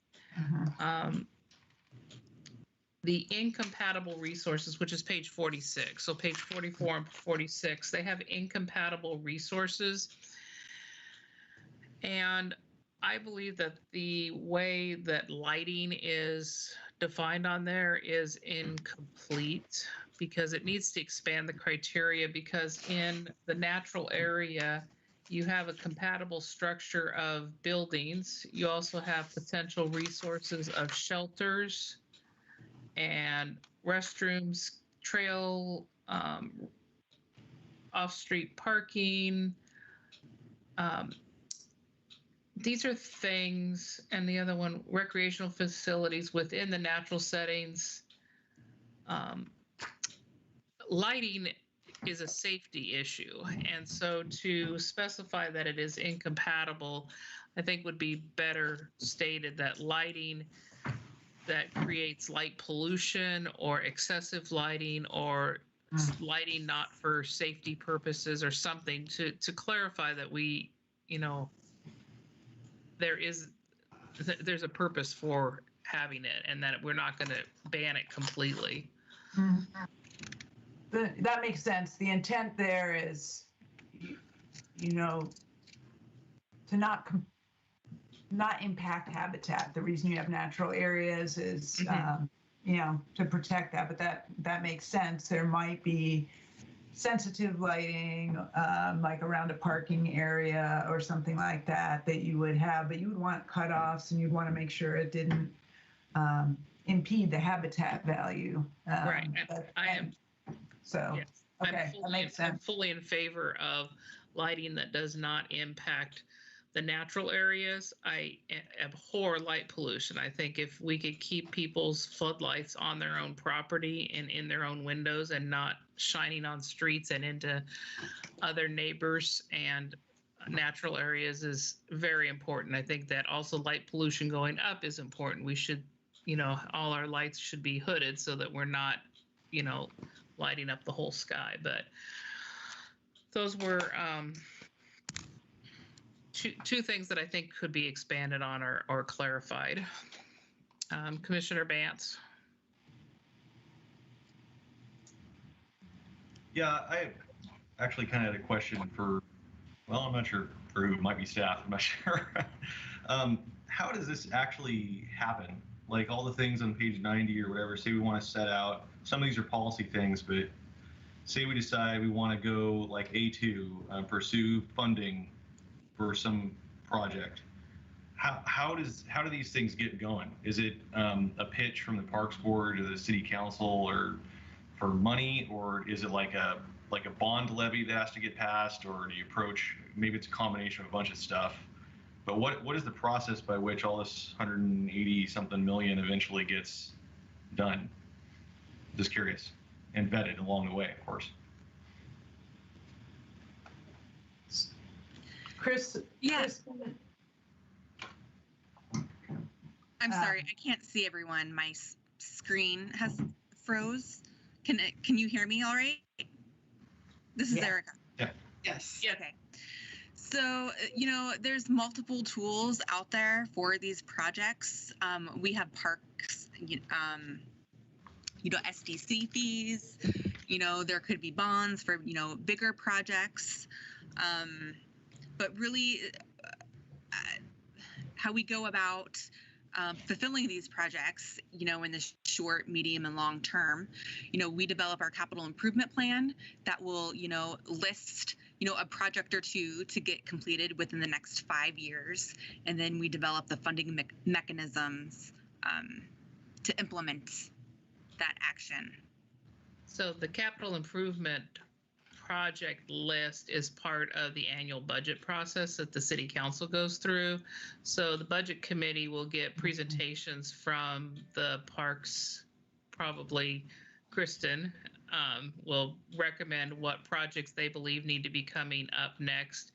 They'll be related potentially to the SDCs that have been done, if they're area specific improvements that have to be done. Projects get ranked within the capital improvement project and in the budget process. And within the budget process, the city council approves that on an annual basis. So a prioritized project this year, if the council changes, may not be a priority next year. So some of these things are a little more fluid than it seems on paper, because they, as funding comes and goes, things get moved up and down the list. But it's still managed by the Park and Rec board, and I think it's Kristen's gonna hopefully tell me what her title is correctly, but community. Yes, Community Services Director. And yes, and I would just remind you as well that this is just our dream list, essentially. This is very aspirational, so we're not necessarily trying to get everything done on the list, but if it's not on the list, it can't happen. So that's something that we need to remind the community of over and over, is this isn't a promise, this is a wish list, and it gives us something to work towards and to really be able to shift those priorities as opportunities come up, whether it's a grant opportunity or a partnership opportunity, or just a real desire that we're seeing in the community. So we do want to have some flexibility within there. So every year the Parks Board also meets and kind of comes up with what are the projects they want to focus on this next year. And oftentimes they carry over from year to year, but that gets transferred to me and I share it and hopefully get it on the CIP and propose it to council and the budget committee, and then it becomes a project. And also, I'm going to probably not get this 100% correct, but the capital improvement project list has a dollar figure associated with it, because that's how we start to form the methodology for calculating system development charges. So when a developer comes into our community, they will pay system and development charges, or SDCs, based on their impact. And if we have water, sewer, those are easier because they're more hardline tangible and not aspirational. But we know so many feet of water line at 6-inch water line costs us this much, and so we have to do this much capital improvement on the water project. And so when the next development comes in, their impact to the water plan or the sewer plan and to the parks plan is evaluated, and they're charged fees based on that, correct? Yes, that's correct. And so those system development charges go into the pot of money that helps drive the budget, which helps prioritize the project, which will fund these projects in addition to grants and other outreach programs, partnerships, etc. Correct. So Thank you. if it's not on the list, then it doesn't get funded either, right? Correct. But that's also why I asked what was cut, because it is aspirational, but you can't have it, it's got to be like the zip line or whatever. Some things are too aspirational. Yeah. Right. I really liked the zip line, I'll say. I thought the zip line was great. Yeah.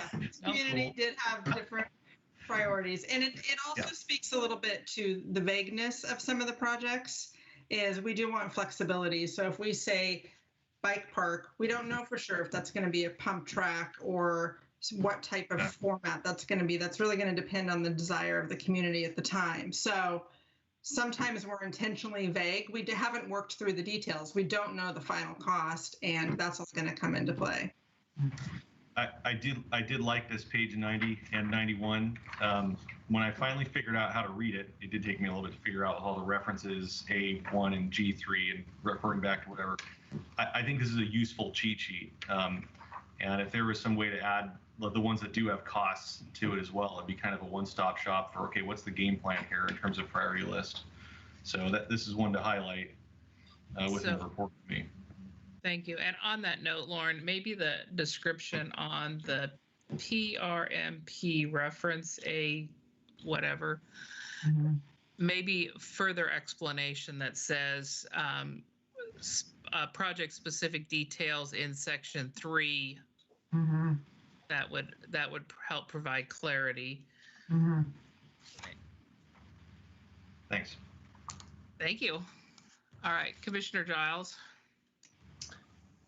Well, my comment was more about the pocket parks. I just, as a parent of 5, we used to try to go to some of these pocket parks, and I know the picture here is one with a play set in it. It would also, I would love to say, hey, here are some other kinds of uses for those. You know, we have the play area and the shelters and stuff, but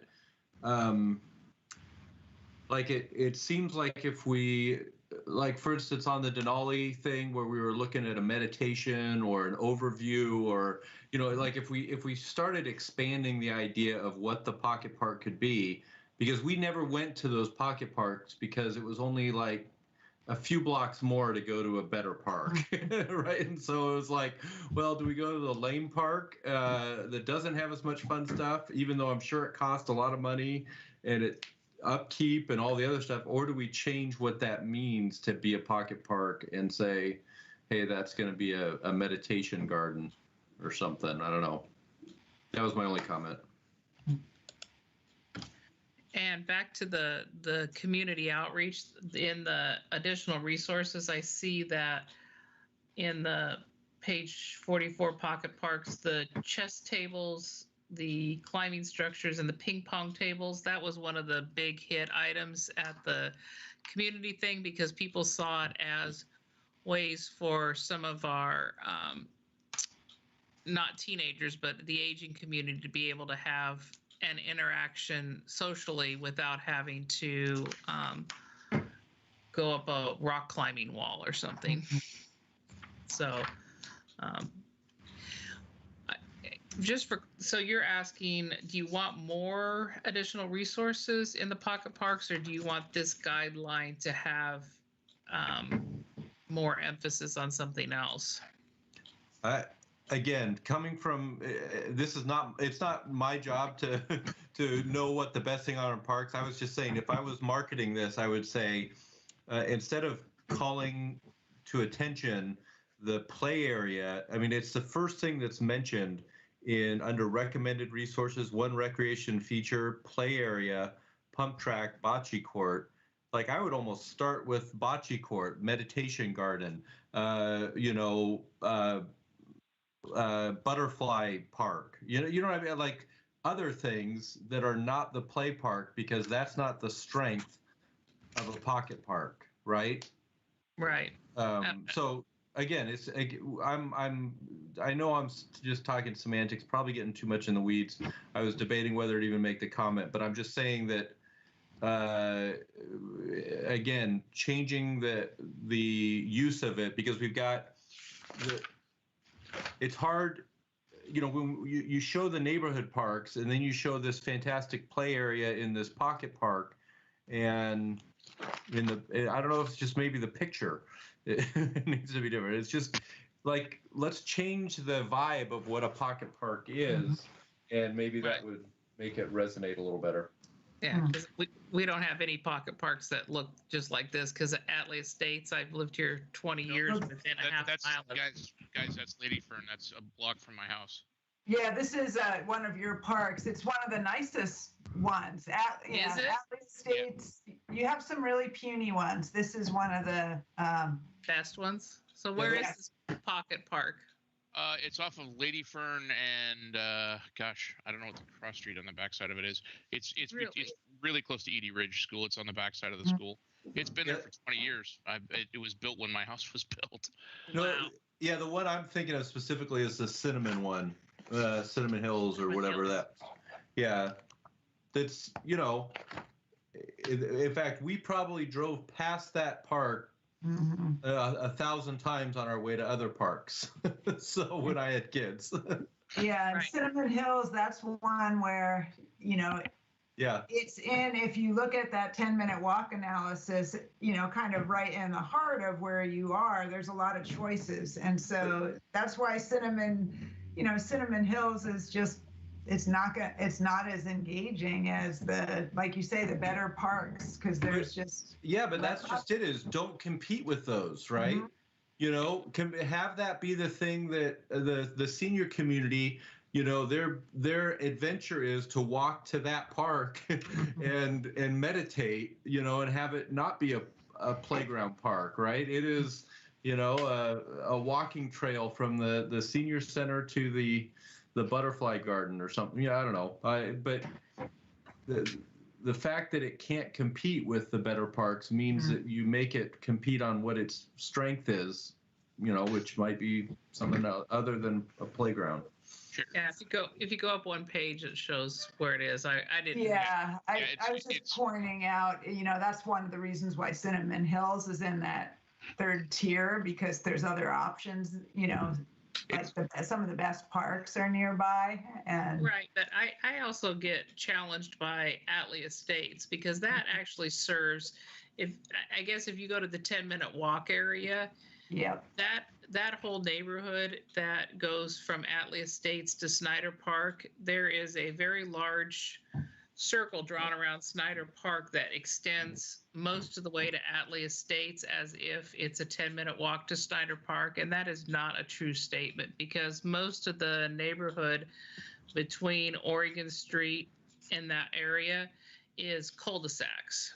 And you can't even get out of your cul-de-sac in 10 minutes to get to Snyder Park. So I think as the 10-minute walk map is misleading in many sections just off Oregon Street, because the only park you could potentially even get to is Atlee. And I lived here 20 years and I didn't know it existed. So I think your map needs to show a much larger area, kind of where that blue whatever symbol is south of Atlee Estates, just to the west of that. Oops. Those are not 10-minute walks to any park, unfortunately. Chair Simpson, it's Lady Fern and Rollage. What is it? Lady Fern and Rollage. Yeah, Lady Fern is this one that is on the photo. Let's just answer your Yeah. question. Yeah, no, I'm talking about over by Atlee Estates. I understand, ma'am. I was trying to answer the question before she just kept talking over me. You're Okay. asking where it was located, and I was giving you the cross streets. Oh, okay. Sorry. I need to take a 3 to 5 minute break because my battery's about to die, and I need to go find my battery charger or my plug-in. So, can we do a 3 minute break or 5 minute break so we can Fine. not lose me or go on without me? Just a second. Yeah.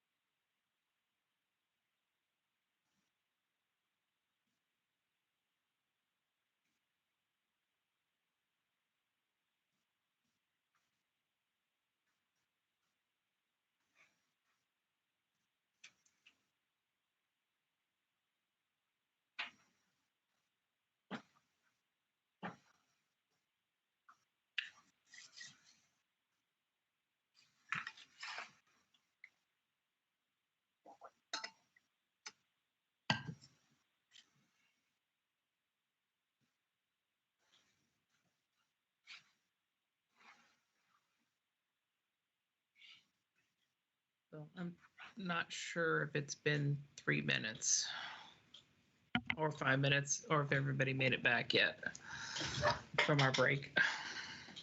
Maybe give it another minute and then do a roll call. Okay, I will do that. One more minute. Thank you.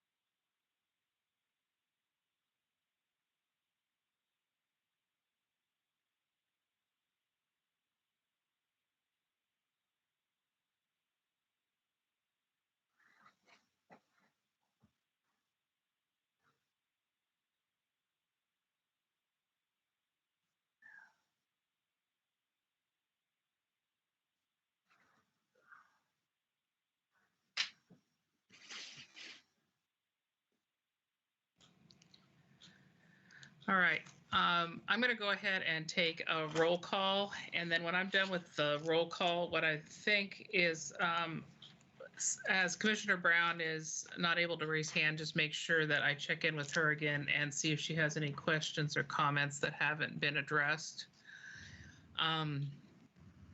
So I am here. Commissioner Vice Chair Kai.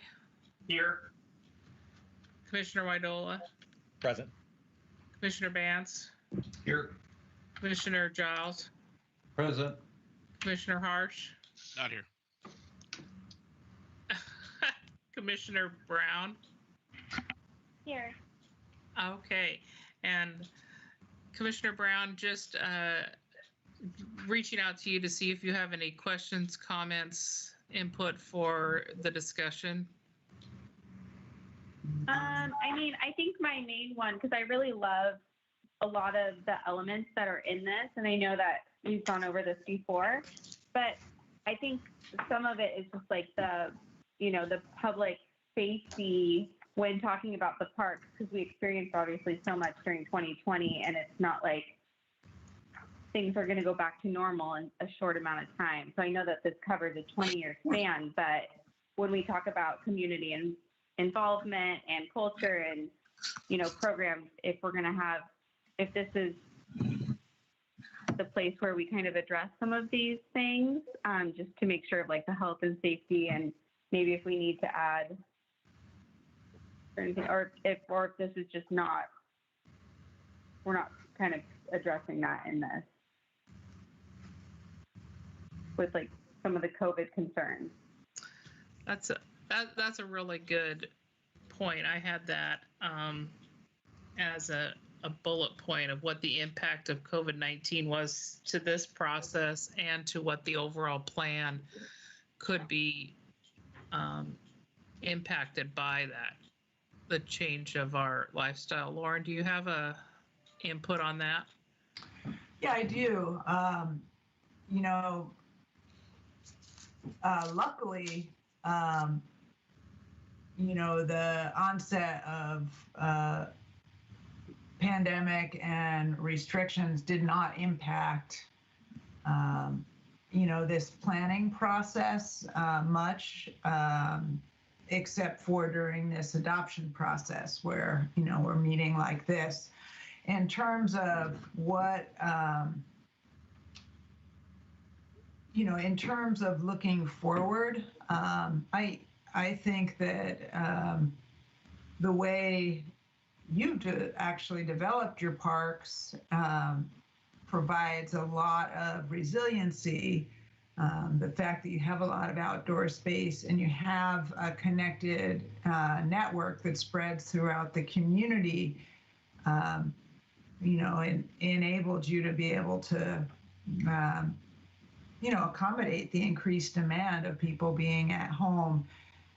In terms of, programs and things like that, I am not seeing a trend towards, those things going away. People are eagerly awaiting them being able to be something that we do again. A lot of your most popular ones actually happen outdoors. So they're, kind of positioned to return sooner than, some of the indoor events and concerts and things like that. So I think that, there aren't things that, I would personally recommend changing in this plan. I could see, potentially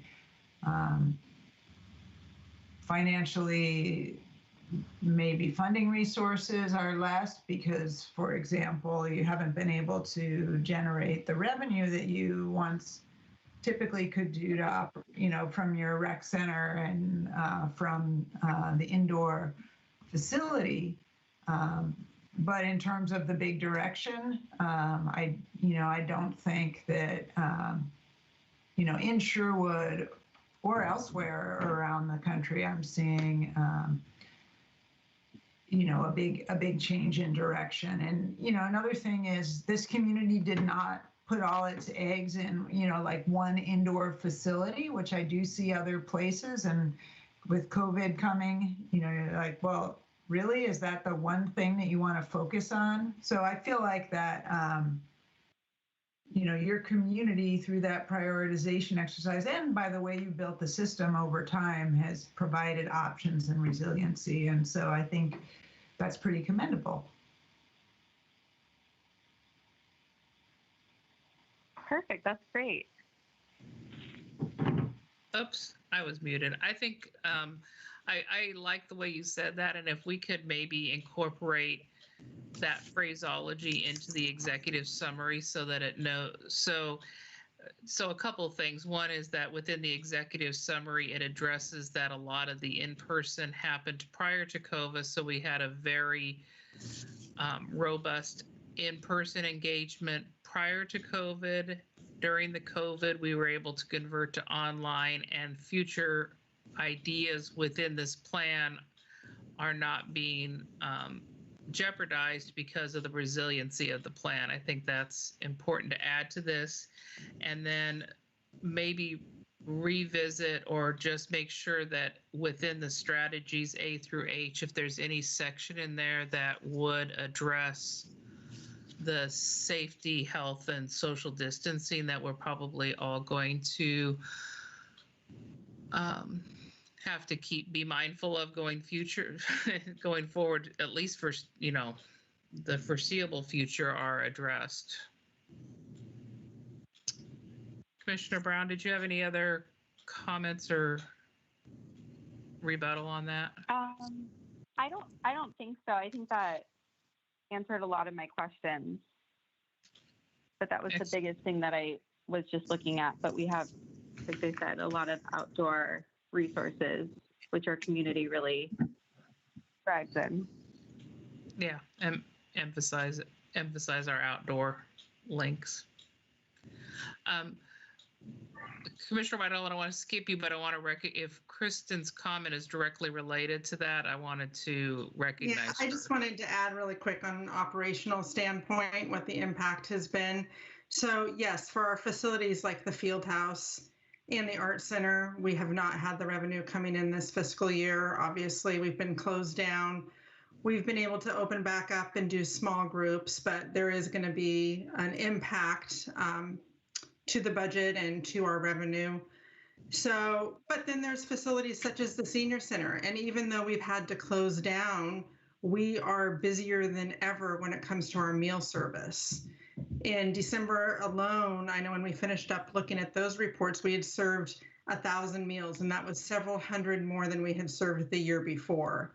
So what we're doing there is actually a meal delivery program, or people can drive and pick up their meals. So it's definitely impacting our indoor facilities, but someplace like the senior center, we're seeing more of a demand and more of a need. And we've also pivoted a lot of our programs to online. So seniors have online bingo and online exercise classes. We also have some online art programs going on at the art center. So we have had to pivot. And then of course, for the parks, we have needed to make adjustments to maintenance and cleaning. And of course, we're following all park guidelines and OSHA guidelines and making sure that bathrooms are cleaned when they need to be. All of our facilities are cleaned and maintained as they need to be, and have really had to just change how we take care of the facilities and make sure that we're staying on top of that. So that is all being handled by our Public Works Department, and they have done an excellent job. So I just wanted to throw that out there for where we're at currently. All right, thank you very much. Commissioner Widola. Thank you. Three quick things. In Appendix A, page 2, there's the Ice Age Tonkin Trail Master Plan. Second sentence to the last states Phase B of the Cedar Creek Trail running from Pacific Highway to Edie Road to Roy Rogers Road. Phase B is complete. I don't think that's accurate. Since I was on the LTAC committee many years ago, and there's no trail in my back next to my backyard, so. The equivalent page would be 95 in the packet, something around there, I think. Thank you. I've noted that. Okay. So you got that one noted. So I want to confirm that, but I'm pretty sure that's inaccurate unless they mean something different than by phrasing it as phase B. I think they've got final trail alignment, and that's the last I heard. But I think Eric is probably more current on the latest status of that than I am. And then on the very next page on A3, Area 59, which was brought into the Sherwood UGB back in 2002, the housing area around Edie Ridge and Edie Ridge and Laurel Ridge, mentions that it's not quite developed yet. And I just want to make sure is that current. I live in that part of town, and it seems like it's at least the area I'm thinking of is fully developed, unless it's referring to the farmland.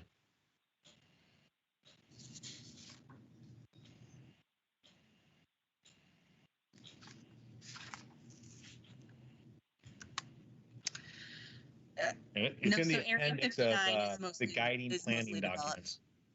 Right. So appendix A3. Mm-hmm. Yep, A3. And it's called Area 59.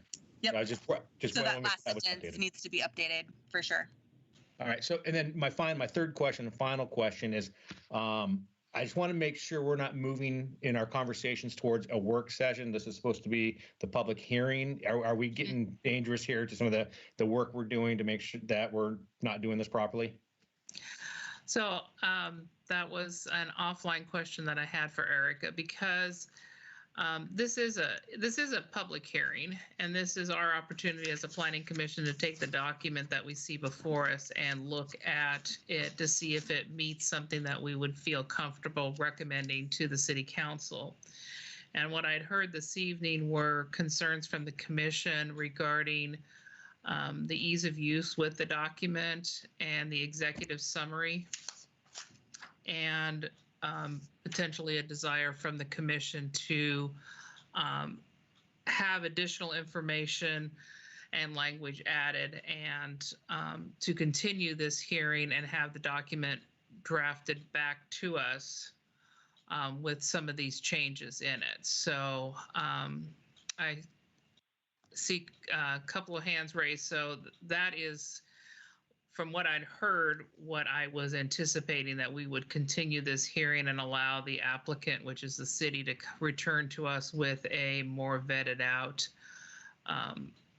document, including the comments about the pocket parks, the change in lighting, about the lighting, again, the executive summary, and a couple of the other things, and the maps that needed to be changed, Area 59 language. So let me hit the questions again and see if I'm on base or off base. Commissioner Widola. Oh, I'm sorry, I forgot to lower my hand. I'm good. Okay, Kristen. Ditto. I'm sorry, I forgot to lower my hand. All right, Commissioner Bantz.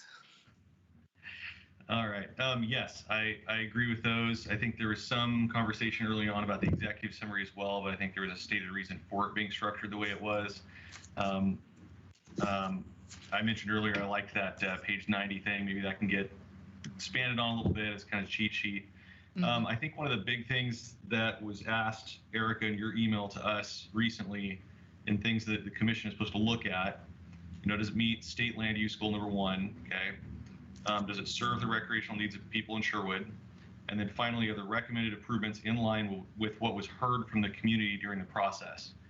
That is the hardest one, honestly, for me to totally figure out by reading this, because I think like my introductory comment was earlier on, I can't quite always connect what part of the community process fed what recommendation throughout. Now, I don't know, to be honest, what exactly I'm looking for there. It's probably overkill to be like, every time there's a recommendation, yeah, this came from meeting, whatever.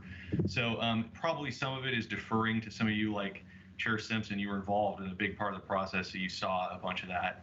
So maybe just kind of an idea, at least for me, to help me get comfortable, is how much of the recommendations that are here came straight from a lot of the discussion with the public, and how much of it is a bit of interpretation from the consultants, kind of filling in gaps or blanks.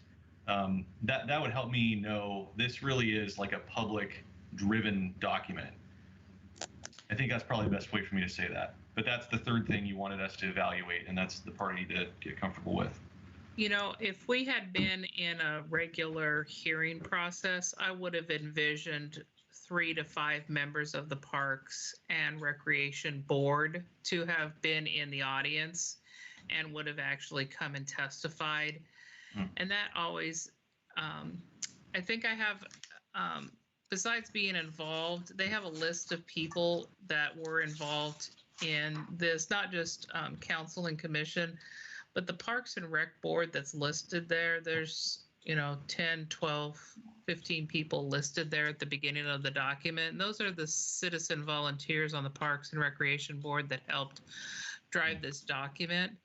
And I don't know if we have the ability to have interaction with, this is a legislative matter, so if you happen to know anybody that's on that board, you can reach out to them. And even though we continued it as a legislative hearing, ex parte contact on a legislative matter is not considered ex parte contact. It's part of the due diligence of you being able to reach out on these legislative matters to members of your community and feel comfortable about the process. And John Clifford is the vice chair, and I served with him on the Planning Commission 100 years ago.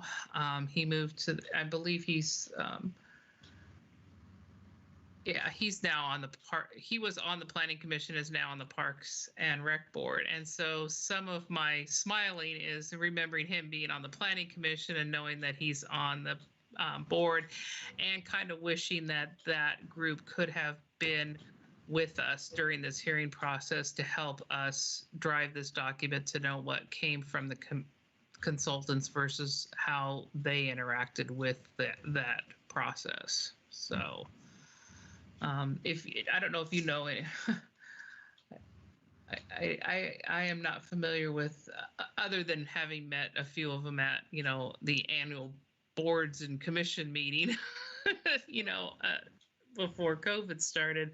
It's sad that we don't get to see their faces out in our hearing today. So yeah, and I don't know any of them really. I mean, I've never met any of them. It's part of the challenge. So yeah, absolutely. Yeah. So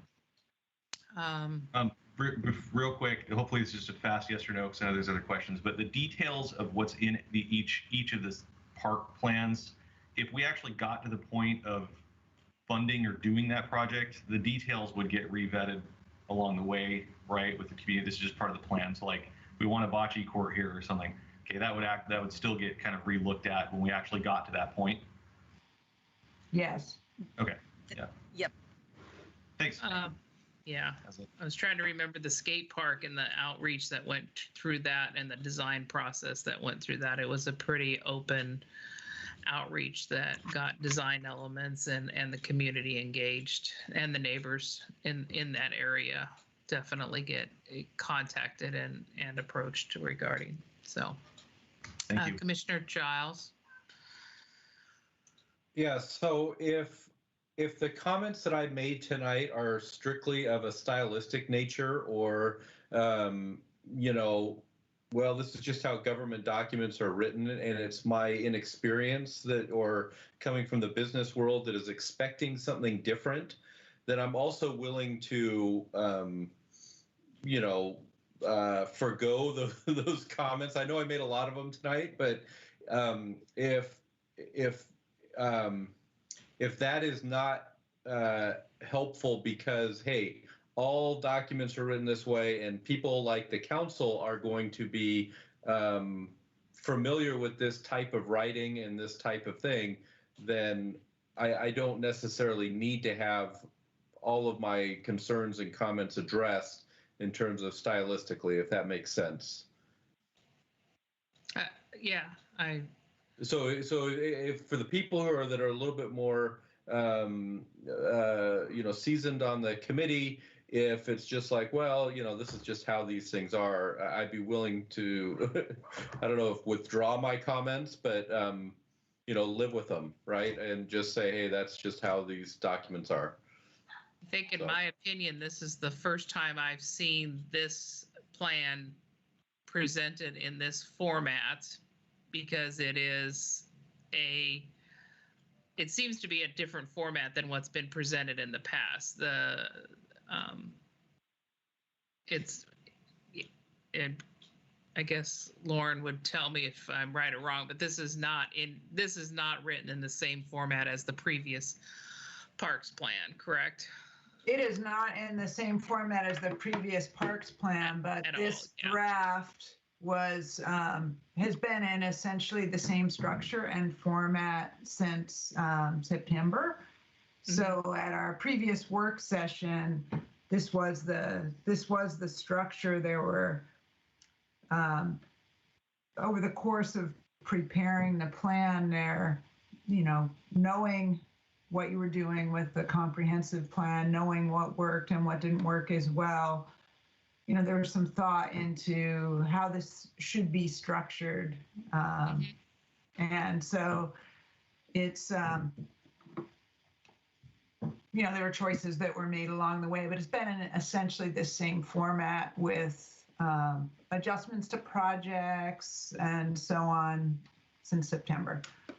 So I think it looks, the feel of the document is very professional and it's very well done. And I think from someone who's been engaged in it a very long time, easier to understand. But from a layman's perspective, a few roadmaps to help guide us through it would, I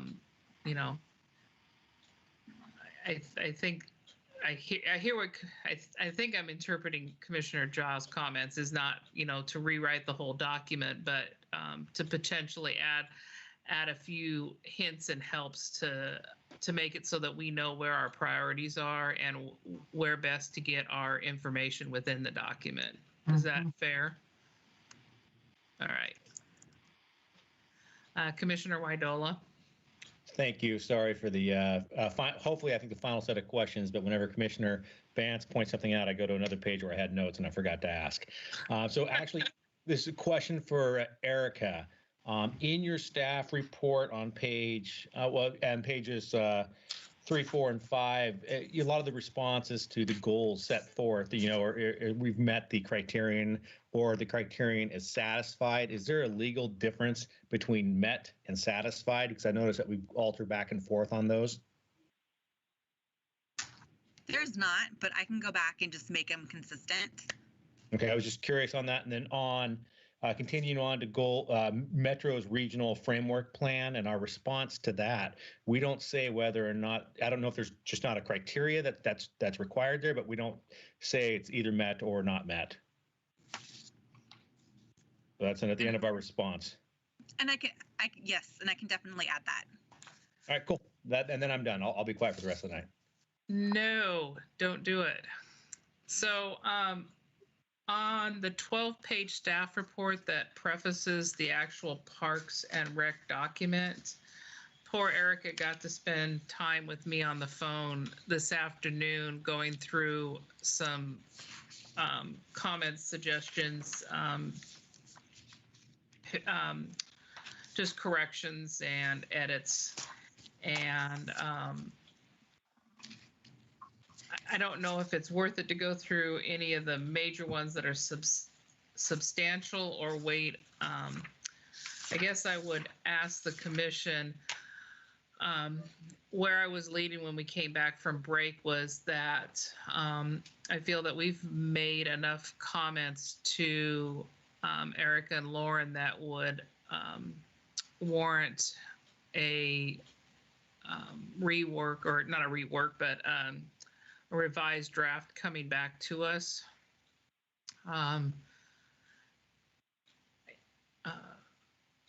But in order to do that, we would need a motion to continue it to a date certain. And looking towards Erica and Lauren, first off, just as a, I'll take a straw poll. If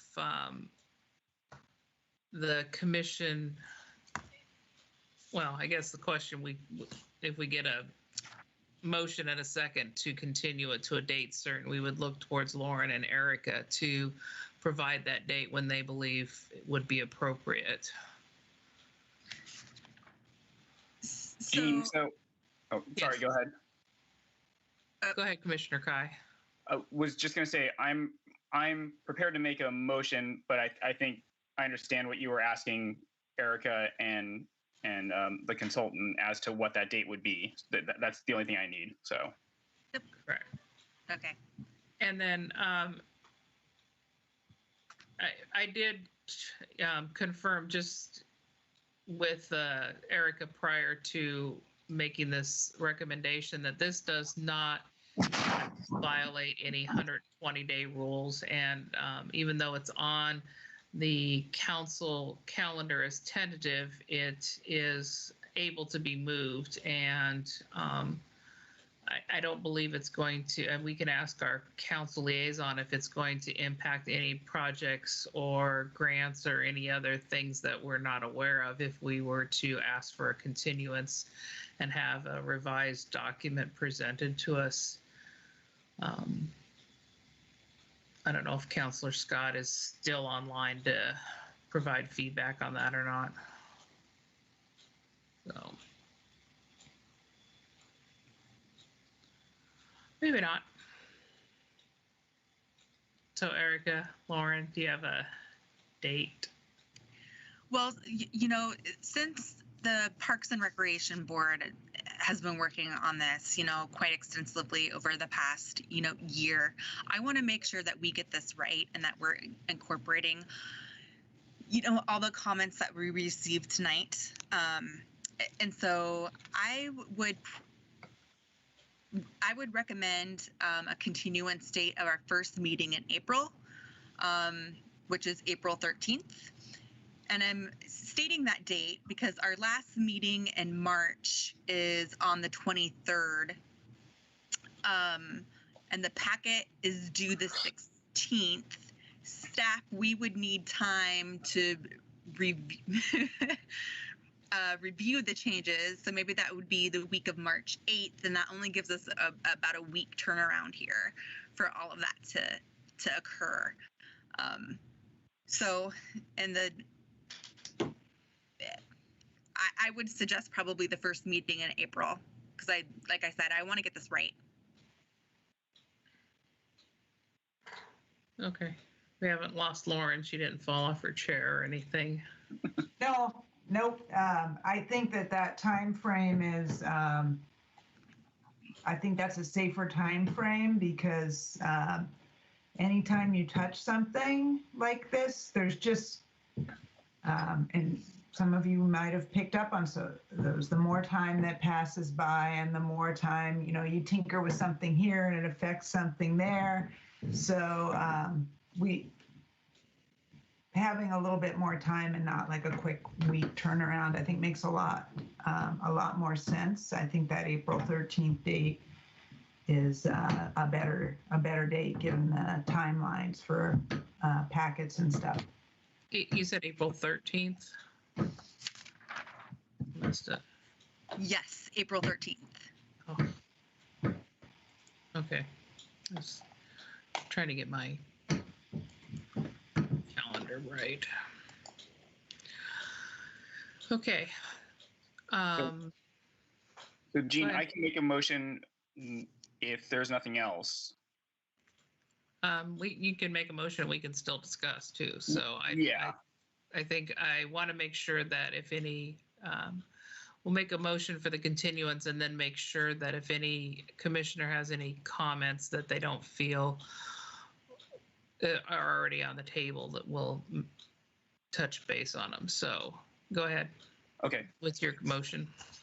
I move the Sherwood Planning Commission continue the public hearing on the application for Sherwood Parks and Recreation Master Plan, project number LU 2020-017 PA until April 13th, 2020.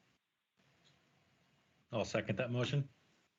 All right, it's been moved and seconded that the Planning Commission continue LU 2020-017 PA. We are, Erica, allowed to keep the record open for any citizen comments that would need to be submitted 24 hours in advance to our next hearing. That is correct. So the public record is open. Citizen comments can be submitted in writing, and we would be accepting those up until 24 hours prior to the hearing scheduled date. Are there any other questions on the motion itself? All right, I'm going to take a roll call. The motion before us is to continue LU 2020-017 PA Sherwood Parks and Recreation Master Plan to April 13th. Vice Chair Kai. Approve. Commissioner Widola. Approve.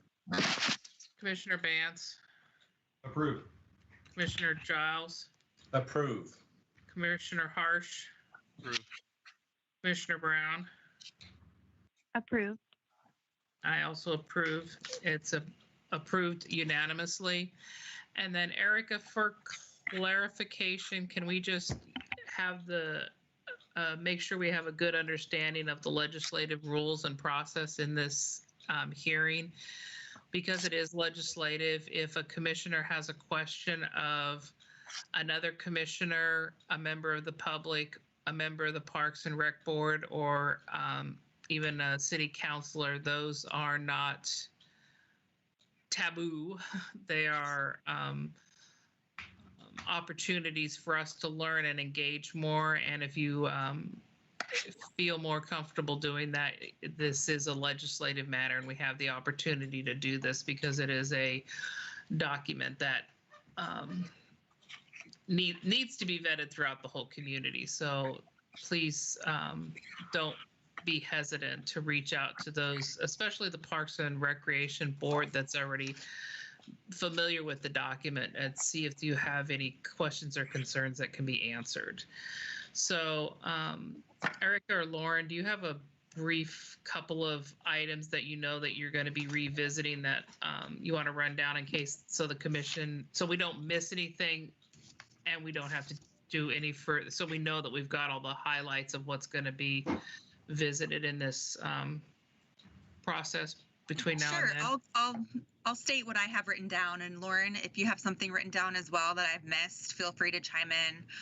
But we're going to take a look at the executive summary and update the executive summary to make the document a little bit more user-friendly.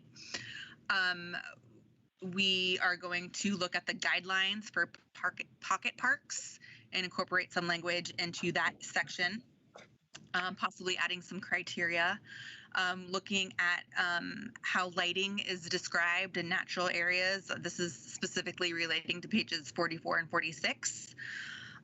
We're going to correct some language in Appendix 2 on page 2. We're going to be looking at the 10-minute walking map to making sure that those maps are accurate and what it's reflecting. We're going to look at possibly adding some language in regards to, safety measures, regarding, what's happening now in our current life. And yeah, we'll work on that language. We'll finesse it. But, how we see those safety measures being in place in the future, quite possibly. Those are the things that I have written down. Okay, go ahead, Lauren. Yeah, I think big picture, one of the things that's always great about Erica is she's able to kind of give the big picture. I also heard just taking a look at A through H and just that's the place to really look at public health, and are there additional recommendations that would go, or strategies that would go in that section, and just giving that a look for pocket park guidance, walkability guidance, and public health in particular. And again, I'm not looking for a full rewrite on this, but I'm just saying, if you add the so that, X occurs, and just a few words to explain the benefit of what these, move the play structure, to the north thing so that it is covered and more usable and more accessible, whatever the so that reasoning is, that'll help us to, get the vision for why we're doing it. And then in the executive summary, the header is recommended improvements, and I think, as Commissioner Giles said, that leads people to believe that's almost a promise that we're making the community versus potential project list or some other crafted language. And then we talked about on page 90, for user ease, the title in that grid having a reference back to section 3, so people know that or pulling that chart up closer to the front or highlighting it somehow so that people can see that. And if it's not confusing or misleading, adding costs or estimated dollars where possible. But I realize that's not a thing for every one of these, so I don't know if that would work. It just is a thought. And then the last comment that I forgot that I had asked it to Erica on page 11 of her staff report. The statement was made that with the last policy on page 11 of the staff report talks about historic and cultural landmarks in accordance with the code standards. And the response was that that is not applicable to the Parks and Recreation Master Plan. And I would challenge that statement in that there are cultural assets and landmarks within our community that are not necessarily limited to Old Town. And I don't know if that was. I'll finesse that language in the next staff report to reflect that sentiment, Jean. Okay, because I guess my biggest one is where we've been doing up in the Southeast Sherwood Master Plan. That area has a cultural landmark because it's part of the Tonquin Ice Age and so many other areas. So if we can revisit that somehow, that would be great. And then I had one question that came up in the presentation I forgot to ask. There's a statement that the Festival Plaza should be built on a parcel owned by the city. What parcel are we talking about? Are we talking about the Robin Hood Theater? Are we talking about the Blue House? Or where are we talking? Robin Hood Theater, the parking lot across from the library, directly across from Symposium. So is that, I guess, how far is that gone? Is that an aspirational idea, or because it's vague in the plan in that it says a city-owned parcel versus if someone already has a vision for a festival plaza on the old Robin Hood Theater site, maybe we could, I don't know, either name it or I don't know. I just felt weird saying city-owned parcel.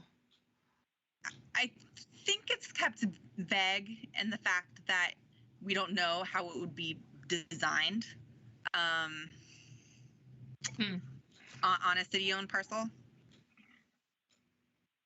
Okay. In the downtown area. It seemed odd. Okay. All right.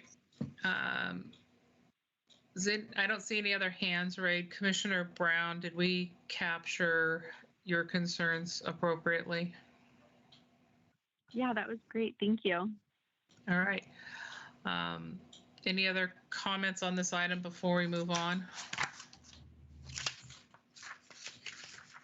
All right, I'm looking for my agenda. So please stand by as I, move on to item 7, residential design standards update. And hopefully it's short. Visual preference survey outcome. Poor Joy's been sitting there the whole time waiting for us to wrap up. I have been, but that's all right. So I will, does anyone want to need a break before I start? I only have 30 slides, but they're fast. You have what? 30 slides.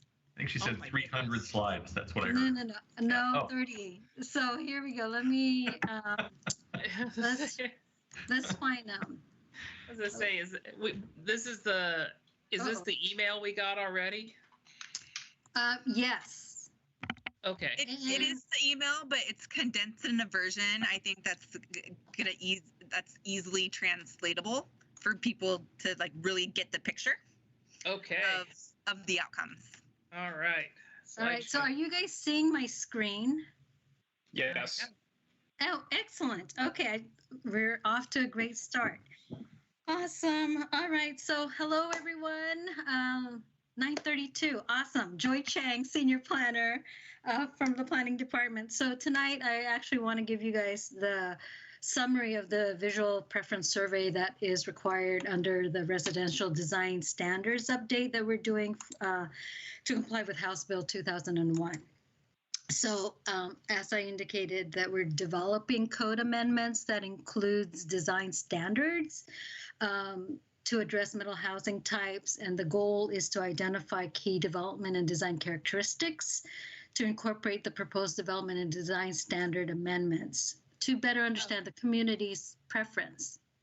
Can we get clarification, Erica, on this project on House Bill 2001 versus our residential design standards? Yes, and so that is actually in our very last slide.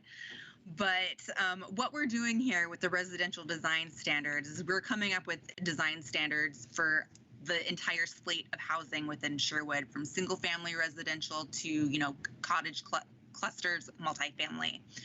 Those residential design standards that we're developing now, hopefully will, wrap up those standards by the end of June. And then This year. Planning Commission then can go forward with, hearings on those design standards to have, to go through the adoption process, in summer and fall. Now, HB 2001, the Housing Choices Bill from the state of Oregon. Now, that slate of code updates in our code really deals with all the different housing types we need to allow within our residential zones in Sherwood. So we need to allow for duplexes. We need to allow for, triplexes, quads, cottage clusters, townhomes. So that's kind of a different set of code updates. That's looking strictly at the type, where the design standards are, we're talking about where the placement of the front door should be. What does the windows, look like, on the front of the house? So setbacks, height, there's, those are the standards that we're looking at. Right. I think it's just been confusing that we're combining them into one project when it's two separate projects. We're doing residential design standards in the summer of 2021 prior to the implementation of House Bill 2001.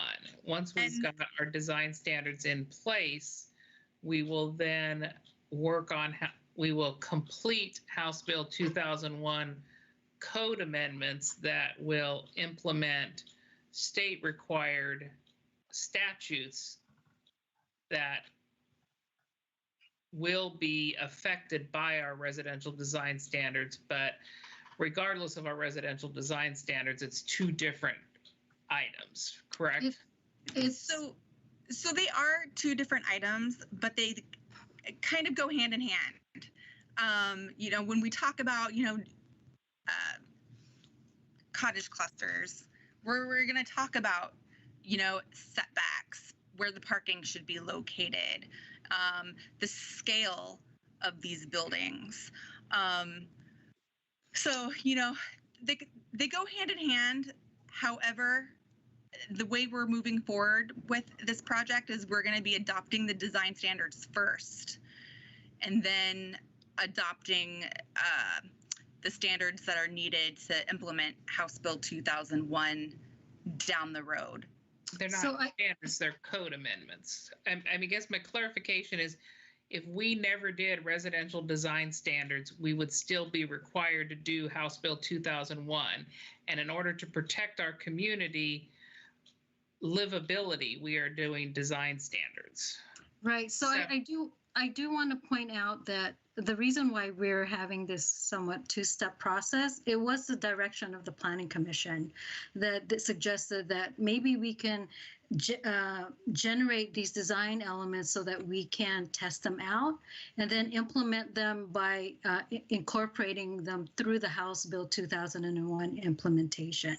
So the project team is the same as far as with OTAC that are looking at the House Bill 2001 standards in addition to the design elements that we're going to try to incorporate for all of these middle housing types.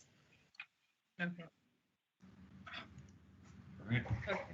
It's just, I just want to keep them clear that we're doing residential design standards regardless of the housing type. And yes, that was the direction that right. is, because in order for us to implement House Bill 2001, we have to treat all of the housing the same. Mm-hmm. We can't just, we have to treat from the single family to the cottage housing to the triplex or quad, all the same. And that's why we're establishing the design standards. Right, first. Okay. All right? Yes, thank you. Okay. All right, so let's move on. Slide 3. Yeah, okay, so the survey, the visual preference survey consisted of 117 questions, and it was available for a period of 2 weeks. It was a drag and drop ranking feature, recategorizing of the characteristics be addressed in each housing group. We also provide a glossary of terms to all of the respondents to help them, because these are really architectural terminology that, you know, a layman person may not understand, you know, what we are asking. So front of building, facade, masking, parking, and setback were the key items that we put on the glossary. There was a total of 219 respondents, and between 192 and 198 answered each of the demographic question. So you can tell from this slide, 88.6% are Sherwood residents, 83.6% are all homeowners or are homeowners, 83% live in single family homes, 53% are between 40 and 54 years old, followed by 19% between the 25 to 39 years old range. 57% of the household have household incomes over 100,000, followed by 16% earning 80 to 100,000 per year, which is, this kind of coincide in regards to the demographics of Sherwood. So this is nothing surprising for us as we look at all these. So in regards to the housing group, what did it tell us? There's definitely a preference of high articulated building facades, more positive responses to traditional massing than modern massing, very negative response to edgy modern massing, strong negative response to examples that only provided on-street parking. There is some preference for parking that's visible but not visually dominant. There's preference for deeper landscape setbacks rather than shallow or zero lot line setbacks. For triplex and fourplex, preference for less urban massing like slope roofs are preferred over flat roofs. And for courtyard clusters, a clear preference for generous, well-landscaped courtyards as opposed to linear or hardscape courtyards. So let me just provide those examples for you guys. So for the 2-unit structures for front building, there's definitely the apparent preference for highly articulated facades. So in this example 3, there was 58% like or strongly like, while example 5, there was 58% that they disliked it. For facade, again, example 3 and 2 were the ones that were most liked. And 5 and 6 were the most disliked. And again, highly articulated facades were the key in the likes. Massing and articulation, again, example 2 and 3. You can just tell there wasn't anything over 50% in regards to the like. And again, example 5 and 6 were more disliked. The respondents appreciate more traditional massing and articulation. And continuing with the 2-unit tied to parking, preference parking present but not visually dominant, as reflected on the example 3, where there is parking in the back, but there is also on-street parking, just like example 5. But again, that is what we got from the 2-unit per structure parking. Setback landscaping, again, preference for deeper landscape setback as opposed to shallow or no setbacks at all. So example 1 and 3, you can just see that there is a lot of landscaping, which they did prefer. For 3 units, this slide reflects both the first line here is the front of building, and then it goes on to facade, massing, articulation, parking, and setback landscaping. Pretty much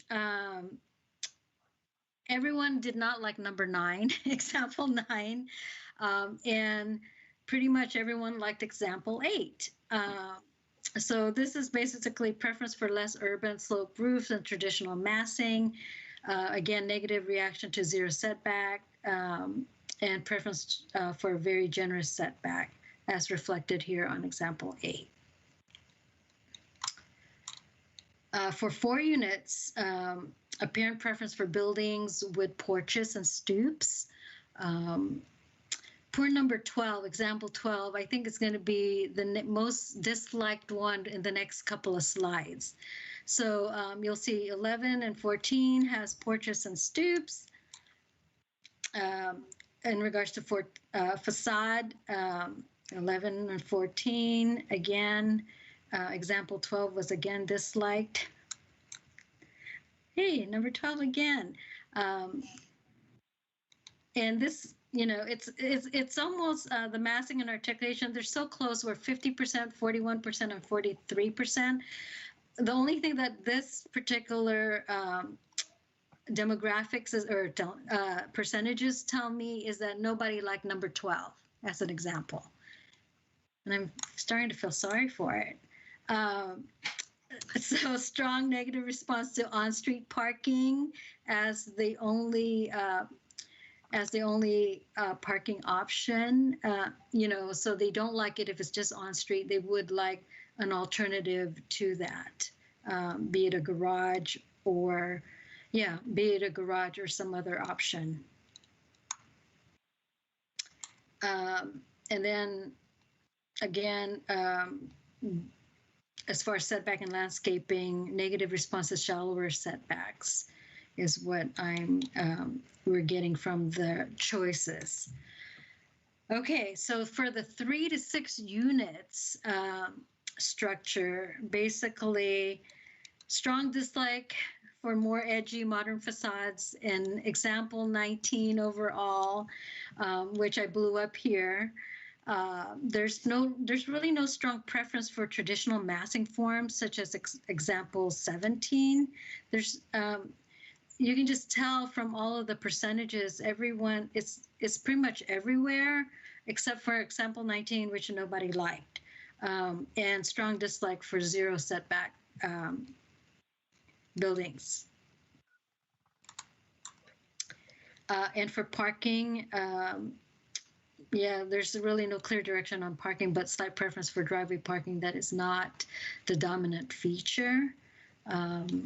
So these two, example 20 got the highest at 66%, and example 15 got 50% as the likes.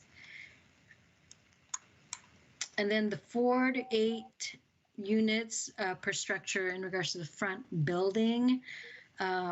There's a preference for generous, well-landscaped common space, as indicated here in example 24 and 25. Then example 23 was the most disliked. Facade and masking for 4 to 8 units. Again, preference for traditional masking and highly articulated facade as shown in example 24 and 25. And the ones that were disliked were example 22 and 23. So I'm confused. You're saying 4 to 8 units per structure, but aren't these the cottage clusters? Yeah, they are, but they reclassified them as 4 to 8 in the study. Is that, yeah, so it's, okay. We didn't title it cottage clustering, yeah.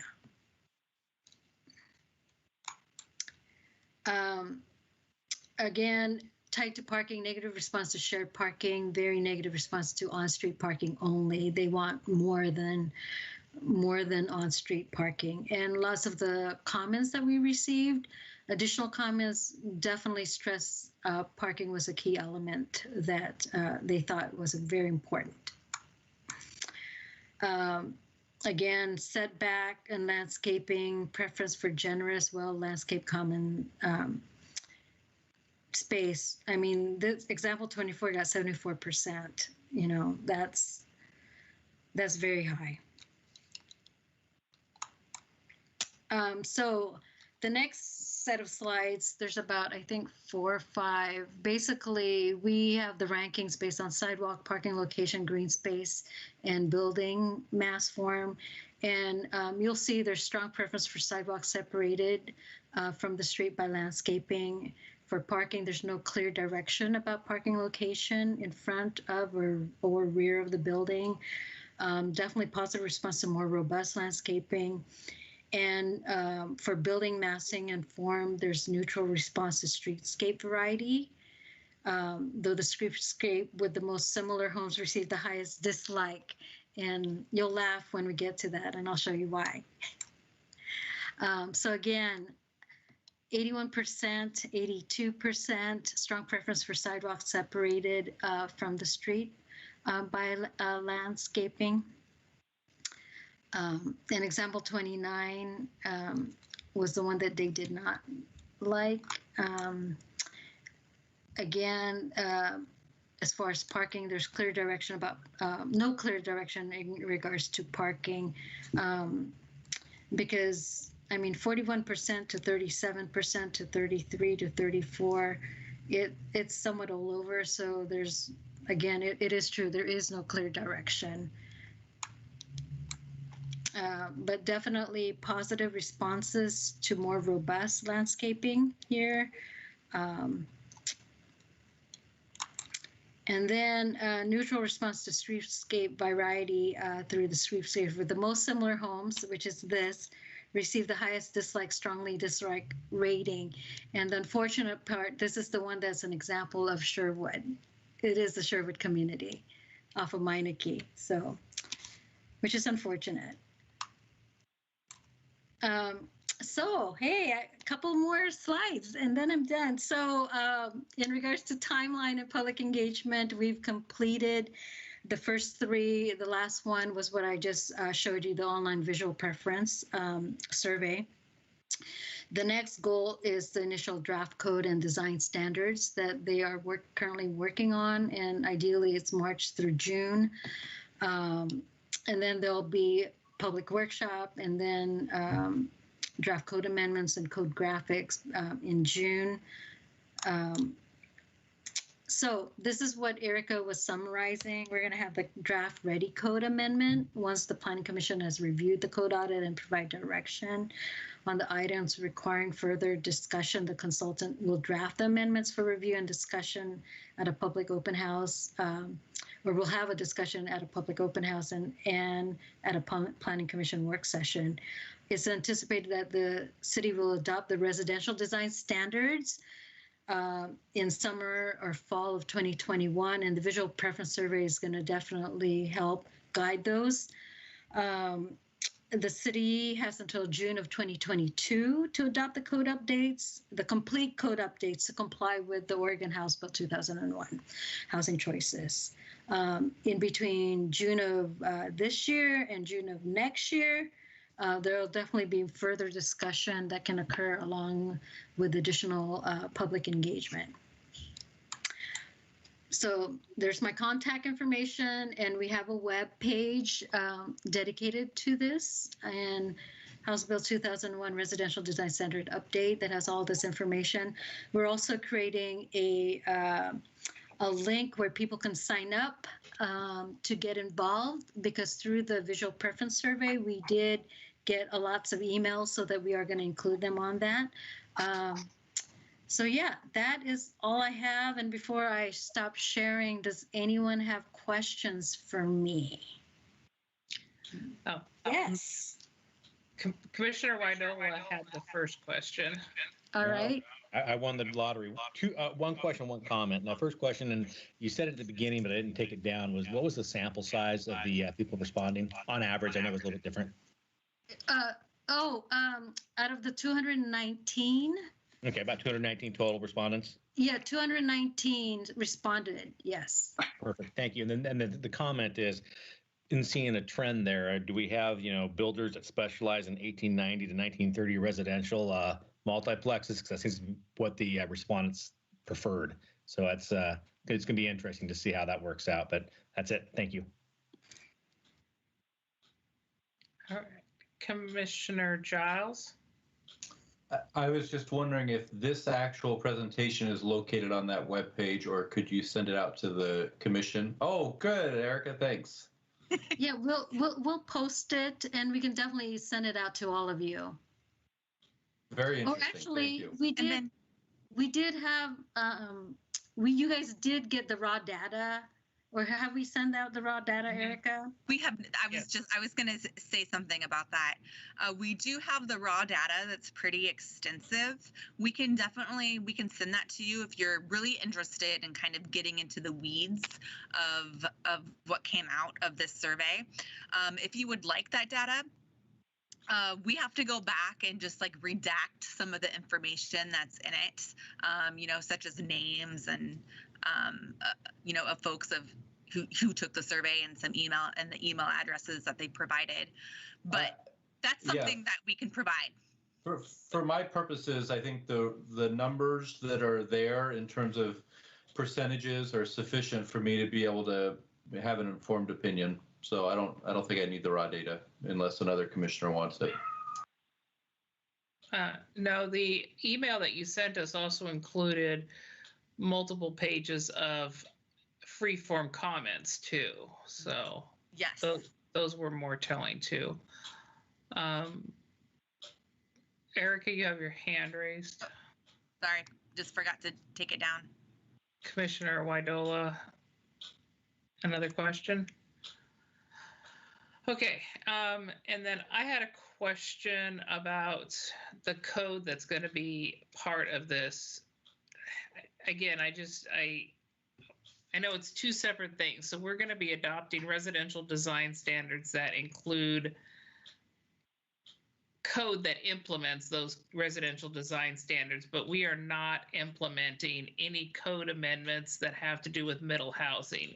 Are you able to, you're going to provide two separate code amendment things? Because the first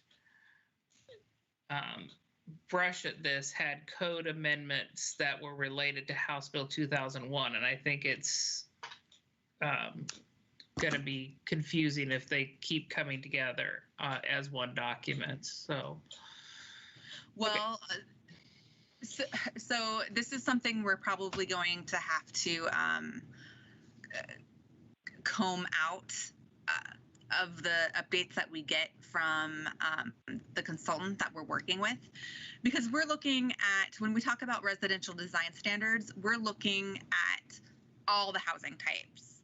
Right. And some of those housing types don't exist in our current zones. And they wouldn't exist in our current zones, until, June of quite possibly next year.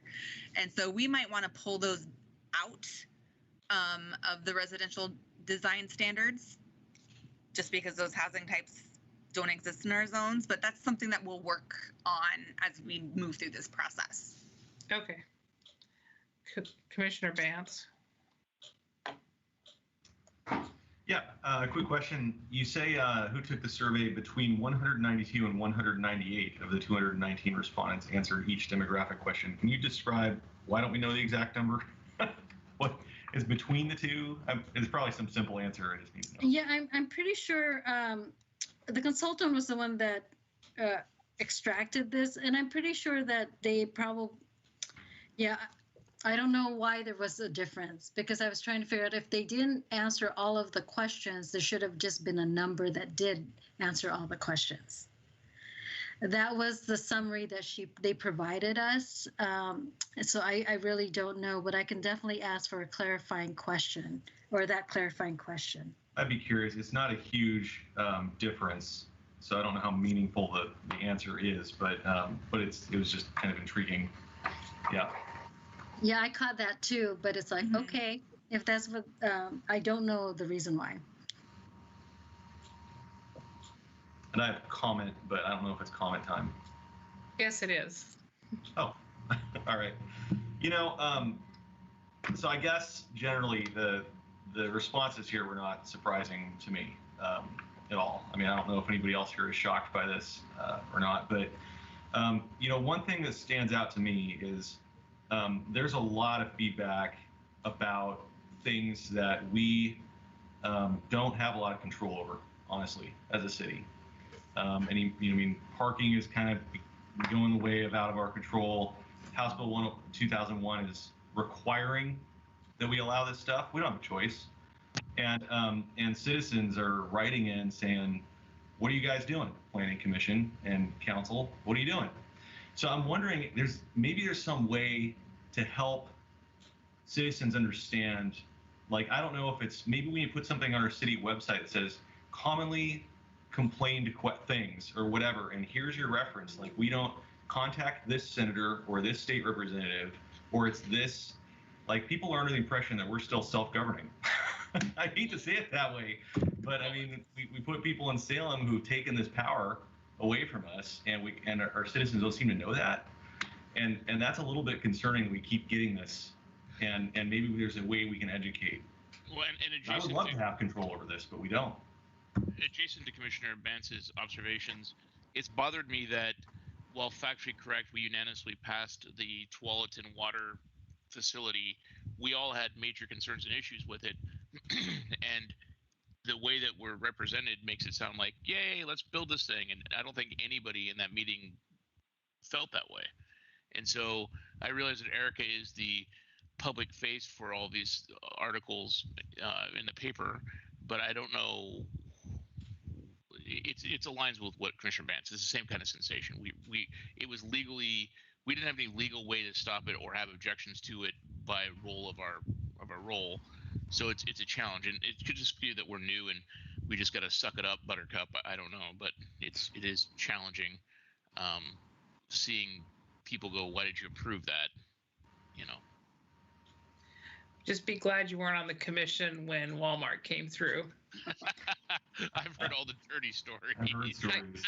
I was not on it, but and that's, I agree. I think, and maybe staff can hear some way to politically correctly put into the beginning of every House Bill 2001 document, under the requirement of the Senate, we are forced to present this document to you please contact your senator to have House Bill 2001 revisited or something, because I don't know how wrong that is to have to say that after every document, but we are no longer, we're not self-governing anymore. They took away annexation, they took away code, density, they took away parking, they took away streets, they took away everything that would make our community be our community. So yeah, I mean, they could spend it's if they knew, they would spend their energy, instead of writing it to us, they could just turn around and write it to one of our representatives or something. I mean, it's okay to vocalize. I like hearing from the community. I mean, it really does help us understand what they think. But it's not that we disagree in all cases. It's just we don't have any power. I think an effective way to elicit change is to not just complain about it, but provide a solution. And I would like people to reach out to our government officials and say, House Bill 2001 is a cookie cutter approach to a perceived problem, and outlying communities that are on the edge of the metro need to have a revised version of House Bill 2001. We are not downtown Portland. Sherwood is not downtown Portland, and neither is Damascus, Estacada, whoever's on the edge on the other side. And they're being harmed just like we are. Probably, I can't think of who's within the UGB on the other side of I-5, but if they could provide a blended approach so that 2001 doesn't get applied so harshly to communities that can't accommodate it, would be nice. Commissioner Widola saved me from my soapbox. No, I actually think we're stumbling on something nice, because what some people may not be aware of is that our mayor, our very own Sherwood mayor, happens to be president of the League of Oregon Cities. So if his commission, his planning commission, is really being vocal about this issue, he has the ability to lobby within his organization to build the consensus of other Oregon cities that are in the same boat, whether they're urban or rural or what have you. So I think our opportunity, because I think a lot of us are on the same page, that it's a bit of overreach, and so I think we have more opportunity being the planning commission for the current president of the League of Oregon Cities to have some influence. Very good point. Excellent. Thank you very much for that. I would like to say that I think it might be a good idea. I just want to keep it out there to put something on a website. Commonly complained items. Like I remember, this isn't the first thing. Like, we get a lot of complaints about parking. I think one of the counselors mentioned that. That's probably the chief complaint. And that there are metro guidelines or something like that for certain developments about parking. Well, let's put that somewhere people can see. I don't want to cast blame. Maybe we should. I don't know. But just list off. Okay, if you have an issue with this, just understand. Go to this resource page in FAQ. These are common things our city hears, and where you can find information about it. A resource page, whatever, or who to contact to get it changed. Where does the authority lie? That might be a very useful thing, I think. That's a really great idea, because we've done it for fences, outbuildings, other things. There's no, that would be very easy to add as a resource document and a link page on the website. So thank you. Welcome. People don't even know where to complain to. Exactly. And when they come at the end of the hearing, it's really hard to say, I'm sorry, the decision was made, 2 years ago by your state senator. So sorry. Yeah. Thank you. Those are really, really good ideas. I think Erica should add it to her signature on her email. Just either something about, here's a link to the commonly complained questions, and then also, Jean, you could add one for, we're recruiting for new members of the Planning Commission. We'll keep your name on file if you really want to understand this problem. So I do keep people's names on file. oh, good. Excellent. All right, Joy, before we hijack your residential design standards update, is there any other comments that you need from us at this time to go to the next step? No, our consultant team is, taking again the visual preference responses, the survey responses, and they are gonna generate those guidelines for us to review, and then we will bring them again forward to you guys in more detail once we get them. So they're drafting them as we're speaking. So I really don't know what the turnaround time is for that, but I do know that is their current task at this time. So are you envisioning they'll be drafting guidelines that are similar to our design guidelines within the commercial and industrial areas? They're going to be bringing something similar that reads similar to that. Yeah. Yeah, Okay. just because that was something that you guys directed us, that you guys like that idea, that it's like a type 1 review, and any modification will bring it up to another level for review. So the right thing is the easy thing.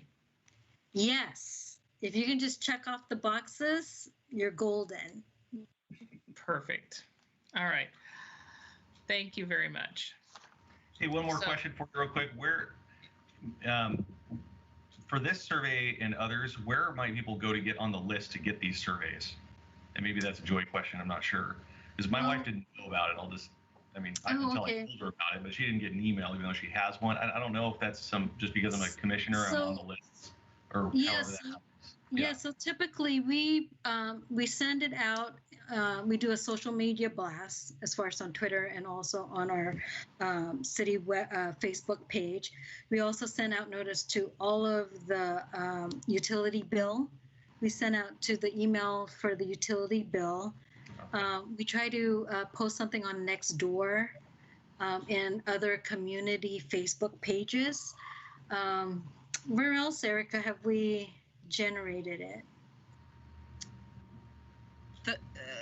I think you've listed like all of the hot spots that we use to get out information. We also work with our agency partners. So on other surveys, we have, reached out to the Sherwood School District. We've reached out to the Sherwood Chamber of Commerce to kind of, push things out to their members as well. But just as of today, I'm working with Mark in regards to setting up an email to put your name on interested party, so that anything that's happening with this project, we're starting a list so that we can email blast once we have anything new. We also send it out to all of our distribution lists that we have online at the city. So if you sign up for an online list that states that you're interested in planning projects, it was sent to you. Okay. And all of our boards and commissioners. On the website, if you're interested in getting things like this, then you can go to the city website, put in your email, and you're on. There's a little place called City Notifications on our website, and if you click that link, you can sign up for numerous distribution lists, like the city budget, the city's art board. You can sign up for anything. Thank you. All right. Yeah. That's a good one. We should probably put that out somehow in our meeting notices to sign up for interested party mailing list. Go here. We can definitely add that to the bottom of our meeting notices. That's a great idea. Perfect. Now that we're all virtual, it's somehow we've got to be connected. All right. Election of chair and vice chair. Next item. So we will be electing the chair for the next 2 years. Let the game of hot potato begin. All right. I believe I'm touching my nose. Does that mean I'm not it? I would like to nominate.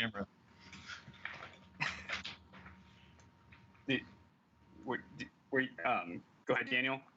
Oh, I was just making a joke. Go ahead. Okay. I would like to nominate our chair continuing, Vice Chair or Chair Simpson continuing as chair of Planning Commission. I'll second. All right. Are there any other nominations or desires? Can I just ask, I don't know if this is Robert's rules, but are you willing to serve as chair for 2 more years? Or is this a hostile nomination? It's a if you can't hear the train horn blasting in the background, it is a railroad. And once you're on the tracks, it doesn't stop. So Okay. And no, I am honored to serve as the chair. I understand I understand, having been here a little longer, it's easier to be chair when you have been through the hot coals a couple of times. So anyway, I would be honored to serve if you so elect me. So we'll take a quick, I guess, the nominations are now closed, and if I'll take a quick survey, Vice Chair Kai, for Chair Simpson continuing as chair for the next 2 years. Vice Chair Kai? I approve. Commissioner Widola? Yay. Commissioner Bance? Yes. Commissioner Giles? Approved. Commissioner Harsh? Approve. Commissioner Brown? Approve.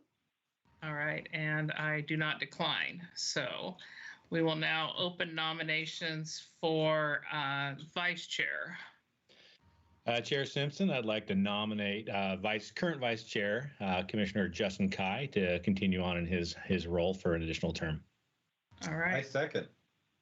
All right, it's been nominated and seconded for Vice Chair Kai to continue in his role. Commissioner Kai, I guess I could give you the courtesy of, are you willing to serve as Vice Chair for the next 2 years? I am. All right, then are there any other nominations at this time? Hearing no nominations, we will take a vote. Starting with Commissioner Widola. Yay. Commissioner Bance. Yay. Commissioner Giles. Approved. Commissioner Harsh. Yes. Commissioner Brown. Approve.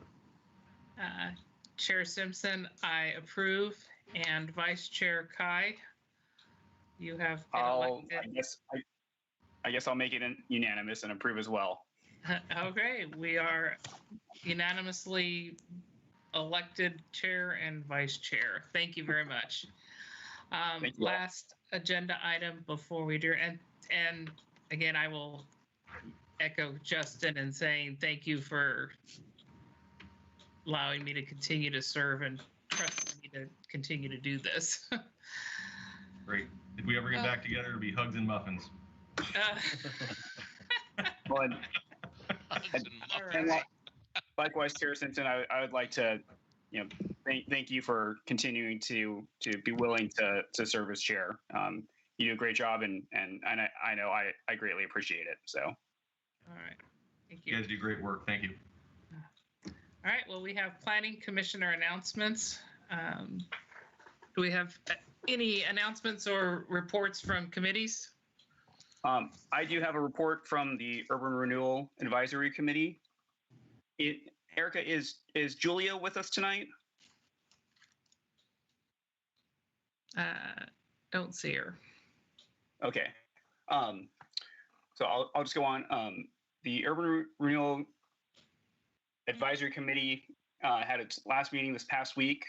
The committee consisted of representatives from multiple local agencies, partners, and taxing authorities relative to Sherwood. Essentially, we looked at a combination of properties within Sherwood that are good candidates for development/redevelopment, along with already developed properties that contribute funding towards development of the underdeveloped properties. Sorry for how many times I said development there. And the financial plan to support that. This plan will be coming to us in April. If you have questions, feel free to reach out to me or Julia, who knows far more about urban renewal than I do. But I am happy to take any questions that anyone might have. And as well, I think Julia and Erica would be best to also reach out to for anything that I might not know. So. Excellent. Thank you. I think it was good for Urban Renewal District. It's going to be on a work session, I think, at the next meeting or the meeting after that. It's the meeting after, yeah.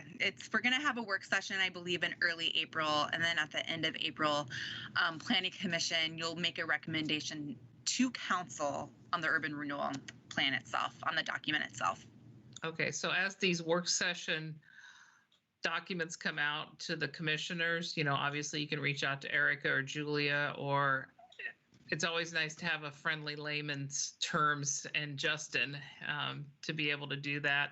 My urban renewal district experience is 20 years old and a whole bunch of different properties. So I think Justin has a fresh perspective that will be able to help guide us through this prospect. So thank you for serving on that committee and letting us be you as the contact if we have questions. No problem. One thing I forgot, I just wanted to quickly name off some of the sites that were included for this, just to give commissioners an idea. And some of them are important and helpful for redevelopment in certain areas. So the Tannery cleanup site along Oregon Street, related to that is the Public Works facility where it's currently at, hopefully relocating to the Tannery site. Cedarbrook Way extension, that's the portion on the north side of 99 that would eventually connect the roundabout at Meineke down to the roundabout at Elwert, and also Sherwood Broadband. I'm not sure if the pedestrian bridge was remained within this, but that was also something that that potentially was on here to start with. So, wow, big projects. Yeah. Excellent. All right. Any other announcements? All right. Hearing none, we can adjourn our. Well, this says work session. That's not true. We are going to go ahead and adjourn the meeting. I'm sorry. All right. I didn't speak. I was trying to speak. I was on mute. I'm sorry. Go ahead, Commissioner Harsh. I don't know if it's a personal announcement. I have a medical procedure March 8th. I'm gonna miss 1 to 2 weeks. So it's pretty minor. It's just an orthopedic surgery, but I know we have stuff coming in there. So, and we've had a bunch of back-to-back meetings. So I don't know how else to announce other than sending an email. So, okay. Yeah. And you can always watch us when you are, in recovery. Which reminds me, if you haven't had a chance to watch the videos on the how the council took the Denali project, it's a couple of really long videos.